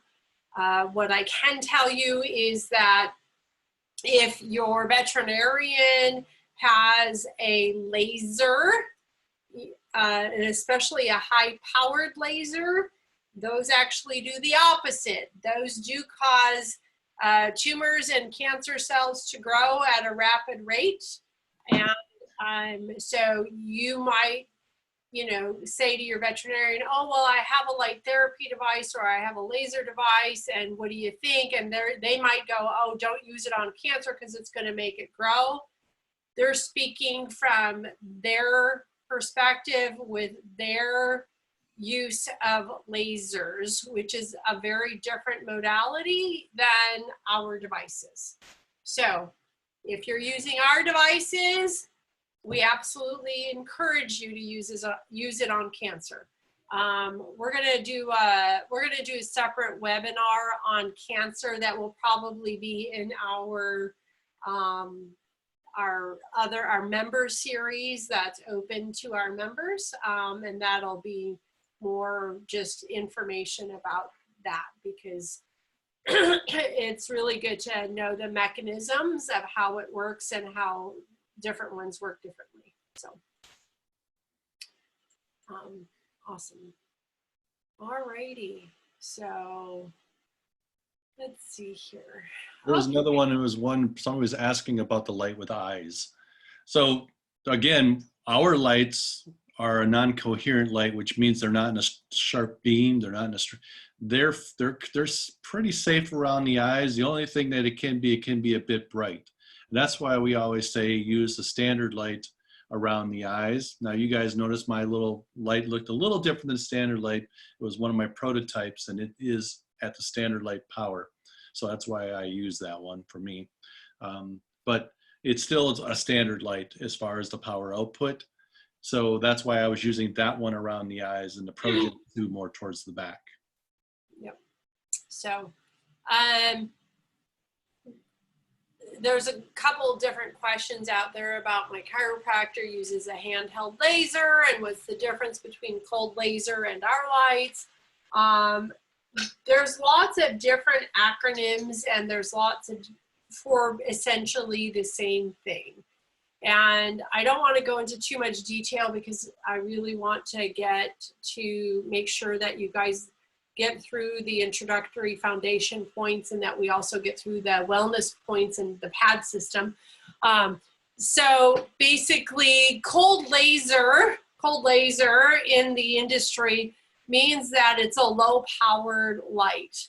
And laser versus LED, so laser uses a different mechanism, a different type of gas to get to the end result versus an LED. I don't want to go into more detail than that, other than some cold lasers, there's a lot of varying scientific factors that come into play between wavelength, between strength, output strength that has to be measured versus what type of bulbs they're using, the dosage, the joules per centimeter square, and if you have, if you want more details on that, we'll be putting something out, or I know we've got lots of information out there about that. If you are very science-based, Brian's happy to chat with you and give you all of those details. But what we, the thing for you guys to know is ours is 100% safe. If you have a Photonic Health device, it is 100% safe, and it will not grow cancer. It will not damage the eyes. And it is going to have every bit the same effect of a cold laser without the precautions that you need to take with a true laser. So all kinds of questions about lights and how they work. That's another whole blog and another whole thing. But just to simplify things, on our ProGen 2, we have our standard light, and the power output's about 100 milliwatts of power total. The ProGen 2 on low is 200 milliwatts. On high, it's 700 milliwatts, and then we have a pulse. So it is about twice as strong as our standard light on the ProGen 2. Yep. All right, so we have Margie asks, how did we stop the seizure with the lights? And Paulette also says, another dog of mine has had 2 seizures in the last week and a half. She's 15 and she's a small little Lhasa Apso. And how would she use the light for her? So this is a great segue into the next component of it. So for seizures, you guys, use the introductory foundation points. Brian and I have chosen those for several reasons. GV26, which is the point right below the nose. This is also an emergency point. It's also a shock point. If you guys don't remember any points on any species other than this point, this is the point to remember. This will pull animals out of shock. And so this is incredibly effective on dogs with seizures. Yeah. Incredibly effective when dogs are seizuring. And so these points that we are giving you guys, the yin tang, just above the eyes, is a great relaxation point. It's a great calming point. It puts the body into parasympathetic mode faster than pretty much any other point out there. So another great one for relaxation, for getting the system to calm down. And governing vessel 14 in Bahue. Bahue is fabulous because it's right at that lumbosacral junction, and it just kind of ties the front end to the back end and is just a great opening to get the energy flowing from the front of the dog to the back of the dog and along the spine. So Margie McGrew is asking a question of, are we using the foundation points for introducing the light, or do we use these points for specific reasons like anxiety? It depends, and yes. Well, and initially, Margie, we were using these points only as when we were introducing the light to like a horse or a dog. And as we've gone through our program, and you know, we've been in business for 10 years now, where did time go? And in our private practice, we have discovered that if we do these points first before doing any other points, that the animal responds so much better. So these points, literally, there's only 5 of them. It'll take you a minute to do on a dog and maybe 3 minutes to do on a horse. So that's why we're changing the name of it to the foundation points. You should open every session, no matter what animal you use it on, with these points. Okay, if I can just throw in one other thing, people are asking about specific conditions. Donna and I are releasing our new books that will be coming out here in the next 4 to 6 weeks. They're going to have all these specific charts in those for you guys. So that if you haven't gotten yourself pre-ordered on one of our books, I suggest to do that, and then you'll be able to get all these charts. And the other question that came up was masses in the body and stomach and so forth. This is not a medical thing that we can tell you, but what we can tell you from testimonials that we've had from people that we've had many testimonials come back of masses shrinking in the body using both the handheld lights and the pad system. So the answer is, why not? You got everything to gain and nothing to lose. I am going to add in there, with most conditions, it goes back to proper food, proper nutrition, and proper mineralization. And so if you're feeding your dog Purina and it has masses, is the light going to get rid of that? Probably not, because we're still feeding it what the tumor loves to eat on. So just know, you guys, that nutrition and food is a huge component in any type of illness, and incredibly important. So, and that's like Pandora's box, right? So we definitely don't have time to do that today. No. And we also have some other experts that are way more experts on nutrition than we are. Claudia Garner happens to be on today. She is an amazing resource of information. We know Claudia because she is she ran Stance Global, so she runs Cool Stance. We feed our horses Cool Stance. We met her through that, and she is just like a walking encyclopedia on anything nutrition you need to know about dogs and horses.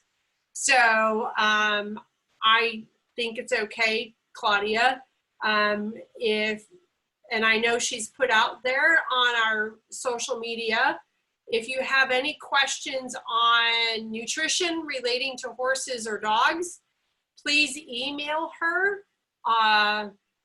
She's just incredible. Her email is claudia@stanceglobal.com.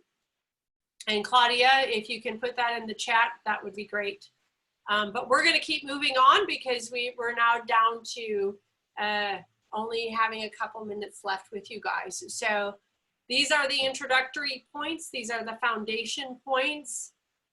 Learn them, know them. If your dog's having a seizure, do these points. You're going to get great results. The other points that we would add in is we would just go along and put it like right at the base of the skull and then go down along either side of the spine. We do have a specific chart for that as well for seizures. All right, so introductory points. I'm gonna not go through this. These are the Chinese descriptions of what they do, and then the anatomical location descriptions. You guys will get this information. So, and the great thing is we're not using needles, so you don't have to be so precise unless you're using needles. And I think we've pretty much gone through all of that. Reactions. Let's talk about reactions when we red light our dogs. So thank you, Miss Claudia. I know she has, for anybody that's interested in feeding raw, she's got the true lowdown on it and an awesome PDF on it. So please reach out to her for that information. Reactions of the dogs. So you guys have seen all of this probably. Muscle twitching, gas, dogs passing gas, not always a pleasant thing. They zone out, they fall asleep. They might drink a lot more water than normal.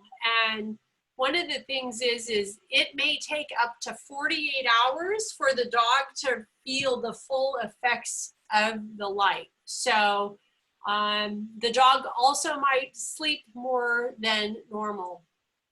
That's another huge one. I remember we were in the Bahamas, and we were on a sailboat with our friends, and I needed to get to land and I needed to get to fur. And so we grabbed a hotel at the first place we walked into, and they had this super old dog. And of course, I sat right down on the floor with it because I hadn't seen an animal in over a week. And so I was like, I'm just camping out here. I'm going to pet the dog for an hour and get my fur fixed. And the dog was really old and in a lot of pain. And so, of course, with the owner's permission, I started red lighting the dog. And of course, the dog was very grateful for it.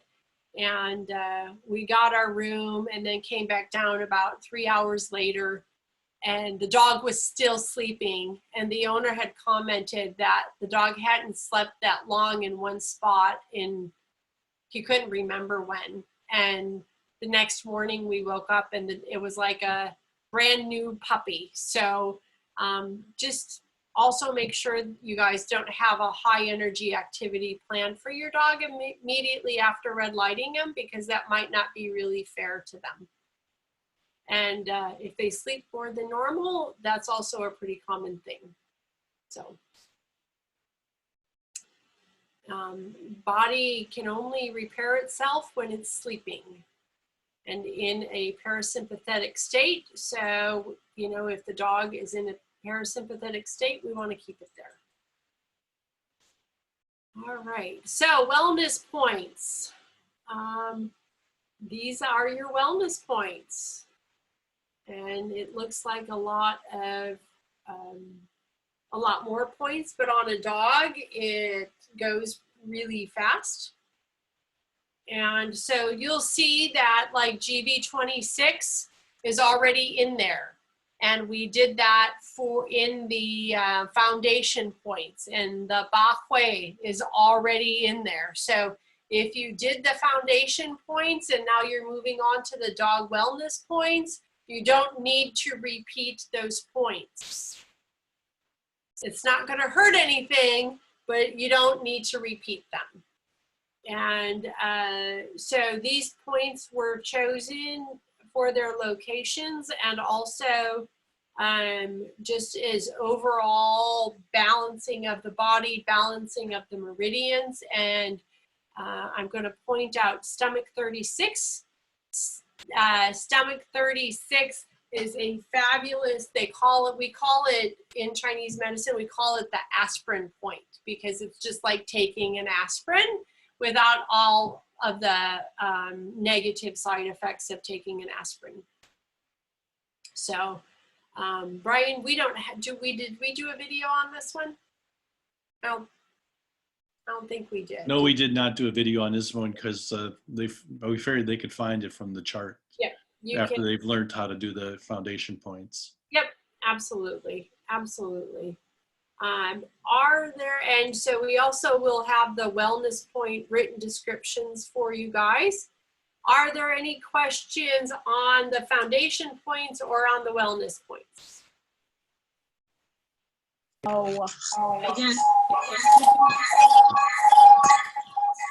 Do you do the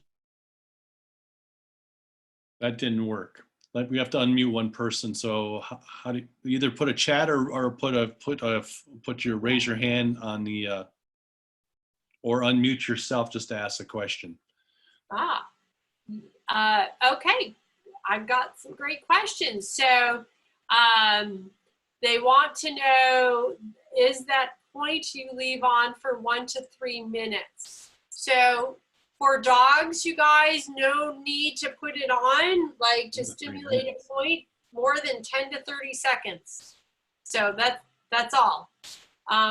Your best bet is to read the dog's face and read the dog's body language. But with dogs, you know, they're significantly smaller than people even. So they respond incredibly well and they respond incredibly fast. So 10 to 30 seconds is really all that you need. Laura has a fabulous question. She says, do you do one side at a time or each point left and right? It depends. It depends. If the dog is laying on its side and you can't get to the other side, you get all of them done on one side. And then if they're nice and they'll move over and flip over for you, you can do the other side. But don't be such a direct line thinker. It doesn't matter if you get it done right this moment or you do it 5 minutes from now when he decides to get up and turn over. Yes. And the other thing is if you have two lights and your dog is, if your dog is used to having lights done, like Teague's our big dog, and even Henry is used to having lights put on them. So we use two lights on them all the time. So you could do both points or both sides at the same time if you want to use two lights. Susan, she says, is gallbladder 34 near the ACL? Your dog has an ACL, a ruptured ACL tear, or a ruptured ACL. Sorry. We have a specific class that goes all through ACL stuff, because ACL is a whole specific animal, and it's so the protocol is so precise, and we already have so yes, it is near the ACL, and you certainly can do that. If you're not having much success, please take a look at our ACL tear course. We developed one specifically for ACL tears because there's so many moving parts and pieces to the recovery and how to recover that injury without damaging the other leg. So we can go there as well. All right, so can you utilize hold on here. How do you know when you have the point, Brian? Do you want to? Well, when we teach these classes, I mean, right now, the best you're going to be able to do is you're looking at it on a chart and you're basically putting it where you see it. Most of those points do land in a hole. So when you're feeling, it's going to feel like it's going to be a depression you're going into. When we do this teaching of these things, we teach you basic anatomy of the animal, and we use the anatomy quite often to find where the point is. For example, large intestine 11, its location is that between the humerus bone, or the end of the humerus bone, on what's called the proximal tuberosity, which is then caudal to that. Now I know that sounds like a lot. What I meant was find the button on the bone or the protrusion of the bone and go behind it, and you find large intestine 11. That's the easiest way, but that's what you get taught when you take our classes, and you will get more precise. The nice thing is the light will stimulate an area about $50, the coin.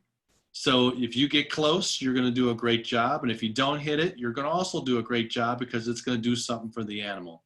So don't sweat it so much that you have to be perfect on the points. Brian, so Pam, or actually Lisa, says that her chart shows large intestine 16 lower on the scapula. It depends what chart she may have, and it might show it a little bit lower. But if you look at this, where large intestine 16 is located, because of this way the dog's head is up, if you know muscles, you can see that the brachiocephalic muscle is that lighter area coming down almost vertically on this dog. So it is now above that. And it just is this breed and how it's put together in its location.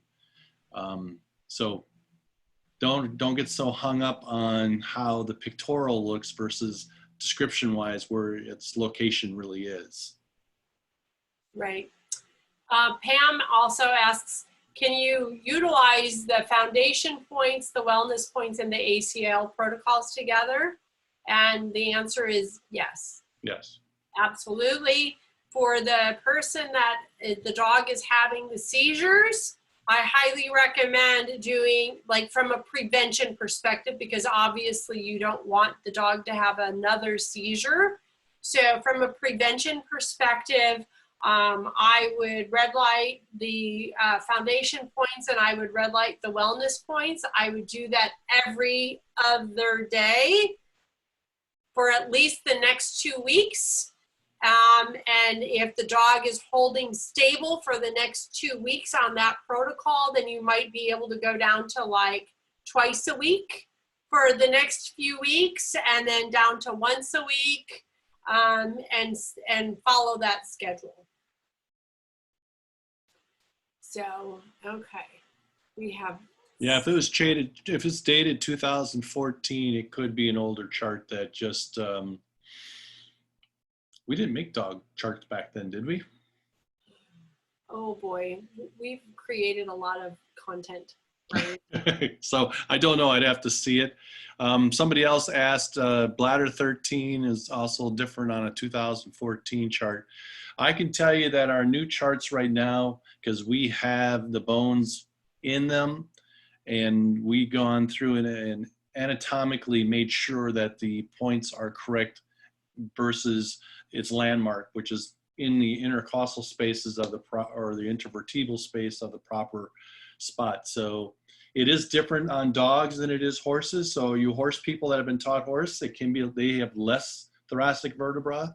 So like in bladder 13's case, it's between the 6th and 7th vertebra versus between the 7th and 8th on a horse. So it does change a little bit. All right, so oh, somebody else what the difference on our new and old books are. Yeah, couple questions about the books. So first of all, Julie, yes, we will have those technical anatomical descriptions that Brian just rattled off. Those will be in all of our books. And then Deb asks, what's the difference between our new book and the AccuDog book? And so the difference is the AccuDog book that we've been using forever and a day is a great reference book. It's TCM only. It's strictly acupuncture. Acupressure. Acupressure, that's it. Through our experience, we blend acupressure, we blend fascial release, we blend direct pain, we blend muscle release, we blend light therapy into our books. And so our books may look like this is one of the charts in the book, you guys. So it looks just like another acupuncture book. However, we're using the acupoints just for landmarks for you guys to know where to put the lights, because it's already it's a great descriptor. So ours really is very much more specific to using your light therapy and being able to blend all of these different modalities together. So it just sets you guys up to get even better results with your lights than what you're currently using by just using the acupuncture points. Great question. And for those of you that are interested in our ACL course, we do have that online on our website. So if you go under the dog tab, it is under ACL tears, and it is a separate course, and there's lots of detail on that. So let's go. Move on. Well, I wanna get through here, and and so these are just the point descriptions. You guys will get all of those. We've already talked about the dog feeling sleepy. One of the opposite effects is sometimes the dog will actually have more energy. So don't be surprised if your dog gets the zoomies afterwards. And one of the things to be aware of is that if your dog does have an injury, but they feel better, you're still going to want to restrict their movement. So like Teague's, in example, when he broke his hip, within 2 weeks, he felt really a lot better, but he was still in the critical healing stages. So we had to keep him on a leash when we took him out. And for him, that was kind of difficult because, you know, he lives on a large farm and he is a hound dog and loves to roam and explore. So so be aware of that. If you're rehabilitating an injury, the dog might feel better and seemingly look like it's recovered, but there's still recovering and repair that's going on, especially with tendons. So, We do have a hand up if you want to take one question for something quick. all right. All right, this is Anna. If you're on the phone, I'm unmuting you right now. I'm trying to unmute her. Oh. Huh. I can't unmute her for some reason. Hello? Is she there? There you are. You had your hand up for a question. Yes, so my dog a month ago had leptospirosis and could not walk, and he was in the hospital for 30 days under major antibiotics, doxycycline, and then he also had problems with the lungs, a little anemia, etc. But he cannot walk. So he's now in my house 30 days later, after he's still taking, I think, 4 more days of antibiotics, but he cannot walk. I have done some magnetotherapy and some Reiki work, and noticed that when I do that, the next day he pees a lot, and then he also does more, he defecates more. So I was wondering, I have the red light, and I was wondering if the situation with him not walking and for the leptospirosis, which is he had the very acute stage of it, and he also had problems in his lungs, not being able to. Now he's much better, but he did have what's that word when in the lungs? Well, I don't know, some problems both in the liver and in the lungs. We had a dog that had a very similar situation in the story. Donna, you probably know the story better, where they were going to put the dog down, and then she chose to. Why don't you tell that story quick? Well, we've actually had a couple clients that have had dogs and also cats. And so my question to you is, have you used the red light on them at all? Not yet, no. Okay. No. So I would start with the introductory points, and then I would move to the wellness points. And because your dog is obviously so sensitive to energy, from his reactions with Reiki and whatnot, I would do like wellness. I would do the introductory points, and if he's good with that, do your wellness points. And then the next day, I would really focus on doing all 4 paws, and then doing the along either side of the spine. And if you have a pad system, you can just put the pad system on the back. Yeah, but the paws are really, really important. They're called ting points, and they're the beginnings and the ends of the meridians, and they're incredibly powerful. So I would, that's why I would choose those. And I would really focus on the back end. And I think that this is a pretty intense case. So I would start with that and see what you're getting for results. There's a lot of other points that I could recommend, but we really need to I'd like to have that conversation with you offline to be able to give you more specifics on this is exactly what you do and where you go with that.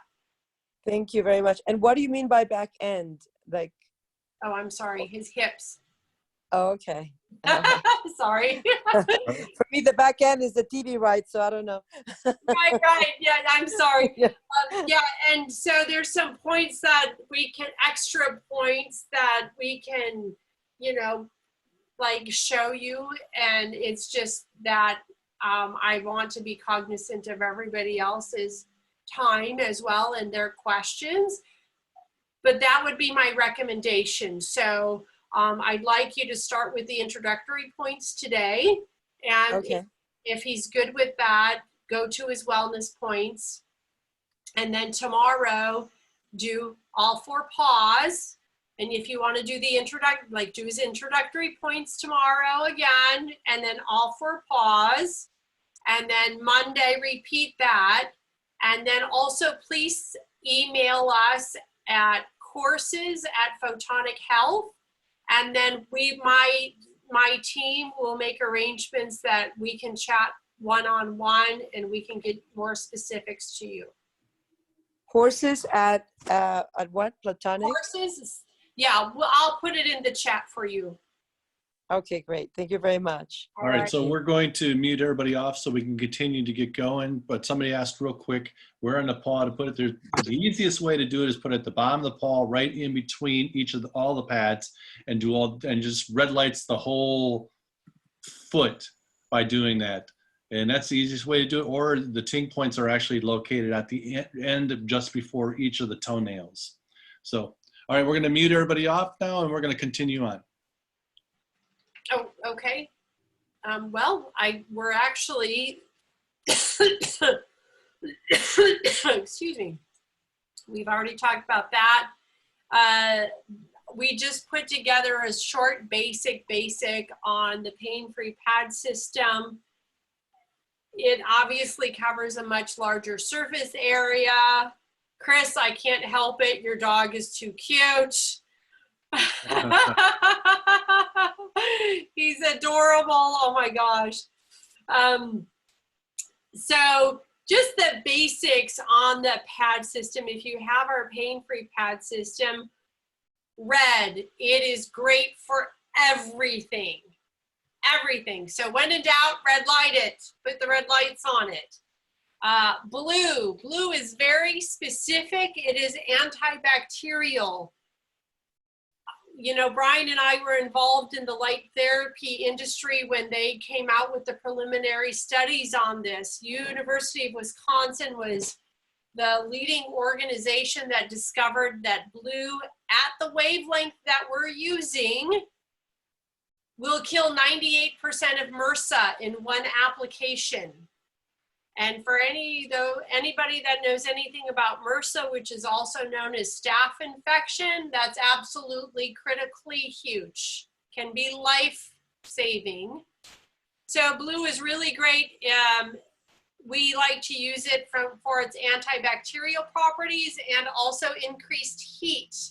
I will let you guys know that the blue setting, you can also be photosensitive. So if you're like really super light skinned like me and you put the blue on, you might end up with some dots on you. That just means that your skin pigment reacted to the blue lights. It will go away, and it really doesn't matter what skin tone or skin color you are, because we all can be light sensitive depending on what medications we're taking, what supplements we're taking, and what diet we have. And infrared penetrates a lot deeper and it creates heat. So on acute injuries, we usually steer away from the infrared. So like if we had a dog that came in with a fresh wound, we would treat it with red and blue for at least the first week. And then we might consider adding infrared to that injury because it will penetrate deeper and it will help to minimize scar tissue. So Brian wants to, or somebody has a question. If you have the pad, would you use red or blue for cysts or benign tumors? And we would recommend using it typically red on the low setting with the infrared turned on. And we keep coming up with a lot of cysts and tumor questions. And this is a side note just from my personal experience. Iodine. If you guys are not tuned in to iodine yet, I encourage you to do some research on it. So any animal that has tumors or cysts, including humans, if you have pain that just won't go away no matter what you do. If you have thyroid issues, or if you have a dog with thyroid issues, do some research on iodine. And iodine can take many different forms, including kelp. I highly recommend you dig into that. But this is a red light course, so that's just a little extra nugget of information.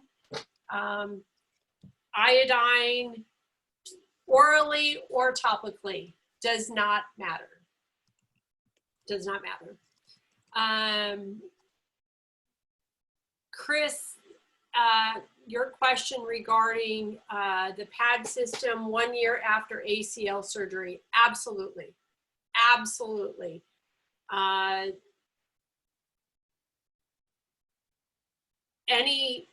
It doesn't matter how old the injury or the operation is, or how old the scar tissue is. If you have not addressed it with red light for any length of time, please do so.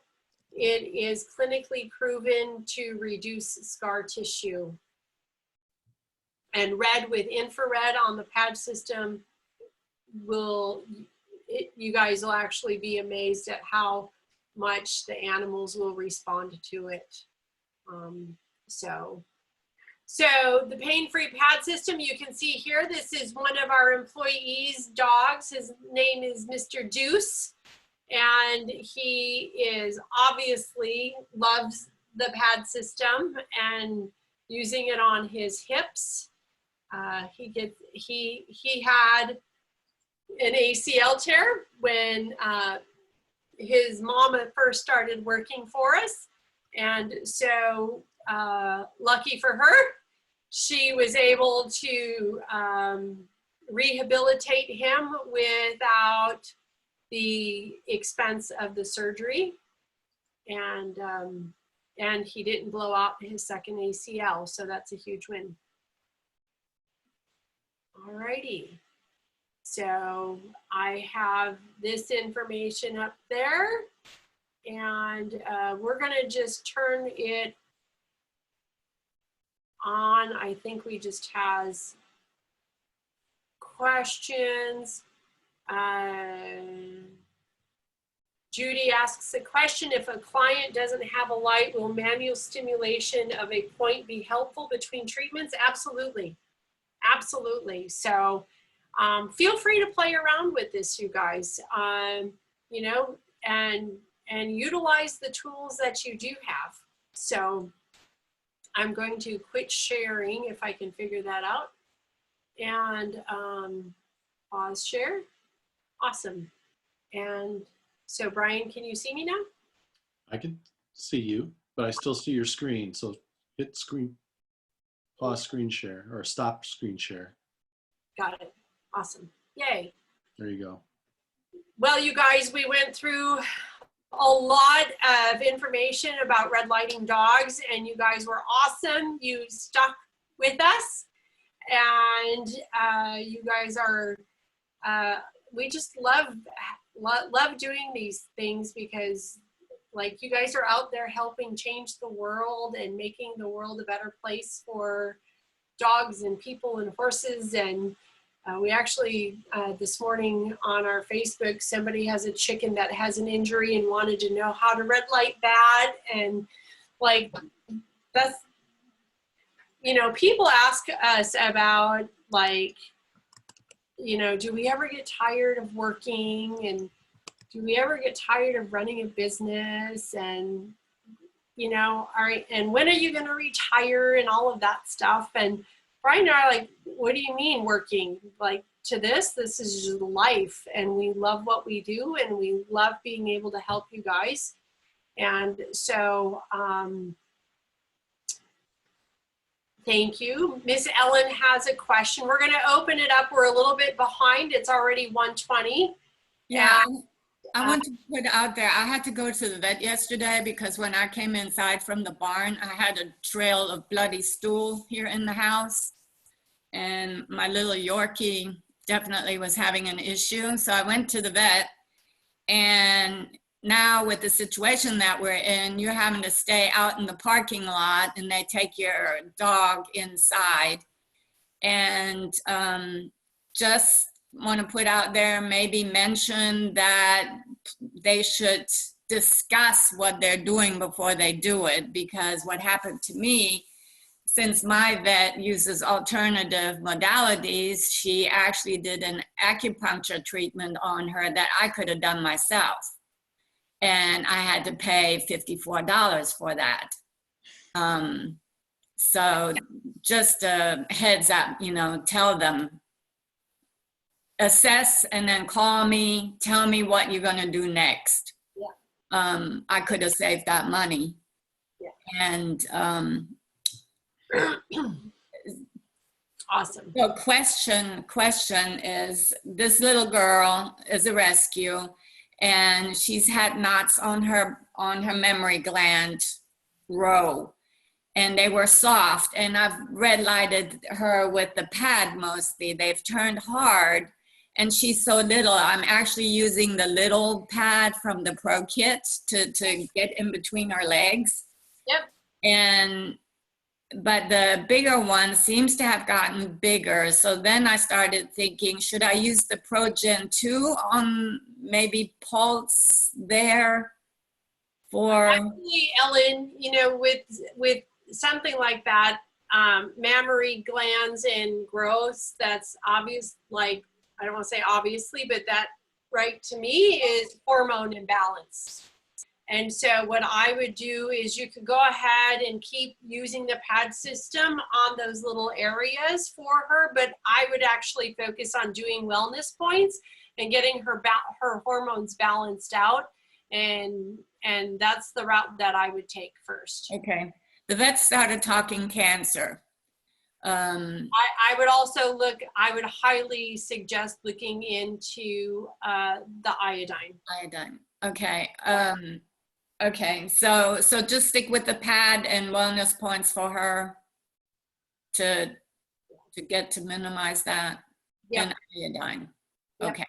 Yeah. Because the vet wants to revisit, and she also already said, why didn't we remove those? And I had to remind her that when we had to take the uterus, because she was a puppy mill mama. Yeah. And when I found her 2 weeks later, she started bleeding from the vulva. So we took the uterus out, but before she could remove the lump, there was issues under anesthesia. Yeah. And now, if I can't control this, I'm not going to do surgery with this little girl. Yeah, it's all hormone balance. It's a hormone imbalance. So if you get that balanced out, you know, if they go dormant and inactive, you know, but it's going to take a little bit of time. So I would just really focus on doing the wellness points. So the question was out there about that. Do vets have any issues with us using red lights? At the same thing, we always recommend that you work with your vet. Most of them will be open. Most of them will be really good. If they aren't, maybe you need to find a different one.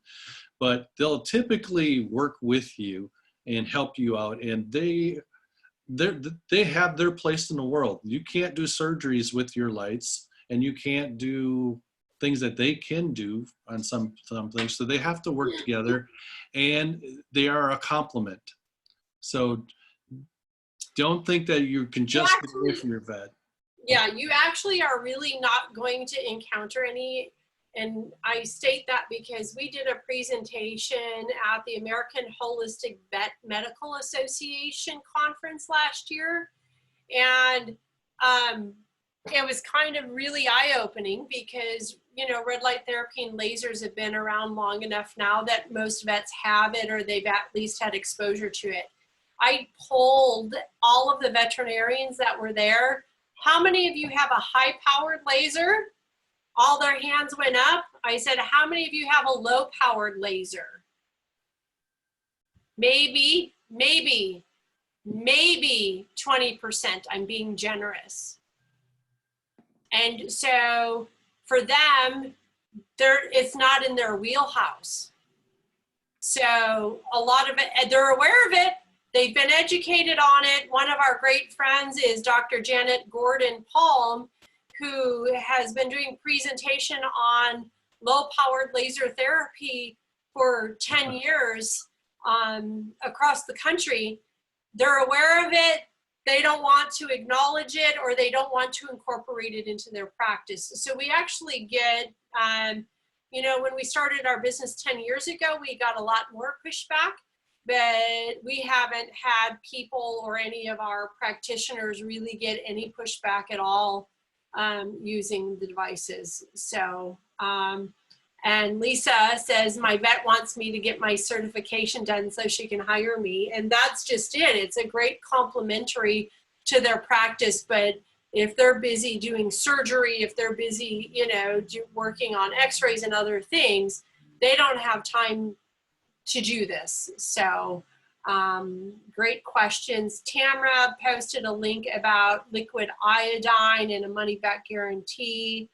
And Shauka, you asked about where do you find your research at?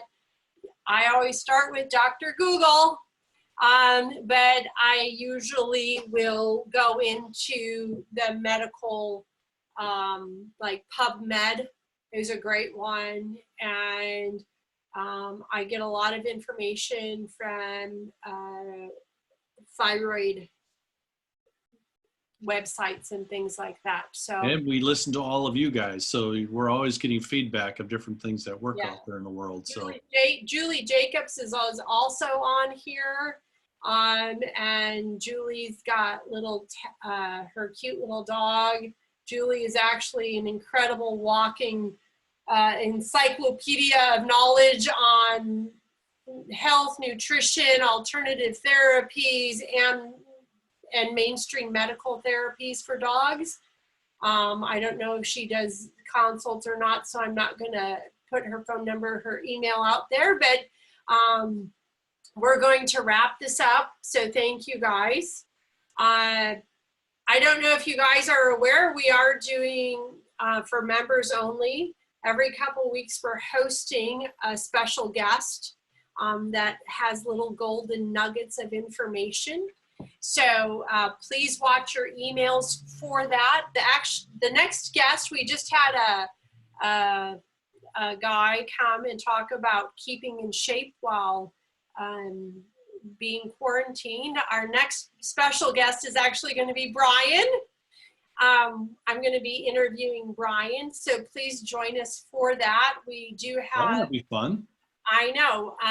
With any luck, we can get Miss Claudia Garner on, and I'm gonna change my name to JJ for that one though. I know. And then we're also going to have a special guest, horse trainer, talking about fear and how that deals with that. Our next class series, our next mini confidence class series is going to be in May. And it's one of my favorite topics. I'll be teaching that again. And it is going to be how to do energy work using your red lights. Fun. So there's a question out there, Donna, on courses and certifications. yes. You want to say anything about that right now? I can't see them. I can't see the message. So can you read the question? It's how far back was it? It said, how do we get a certification? How do you get a certification? Darlene asked that. Stay tuned. And Julie did post her information in the chat. So please grab all of that information that you guys have. And the free series that we're doing for members only, that we do the interviews with other people, you do have to sign up in advance. So this is really something for you guys, for exclusive members. And we just don't want to put everything out there that people aren't going to utilize. So please, even if you know that you're not going to be able to attend live, but you are interested in the topic, sign up and you will get the replay of it afterwards. Thank you guys so much. Let's open it up and say goodbye. Yeah. Everybody's open. So bye. Bye. Bye. Bye. Bye. Thank you. Bye. Enjoy the rest Ran of over by a half an your hour. Dog says goodbye. Did you send the email? Were you able to send the email? Yeah. Okay, how do I do this? Leave meeting. Solution. Meeting. All right, everybody got everything they need. So we're going to go ahead and end this meeting, and thank you very much. And if you got any other questions, you can email us again at courses@photonichealth.com. Thank you. Can you repeat Great that day. email, please? Sorry.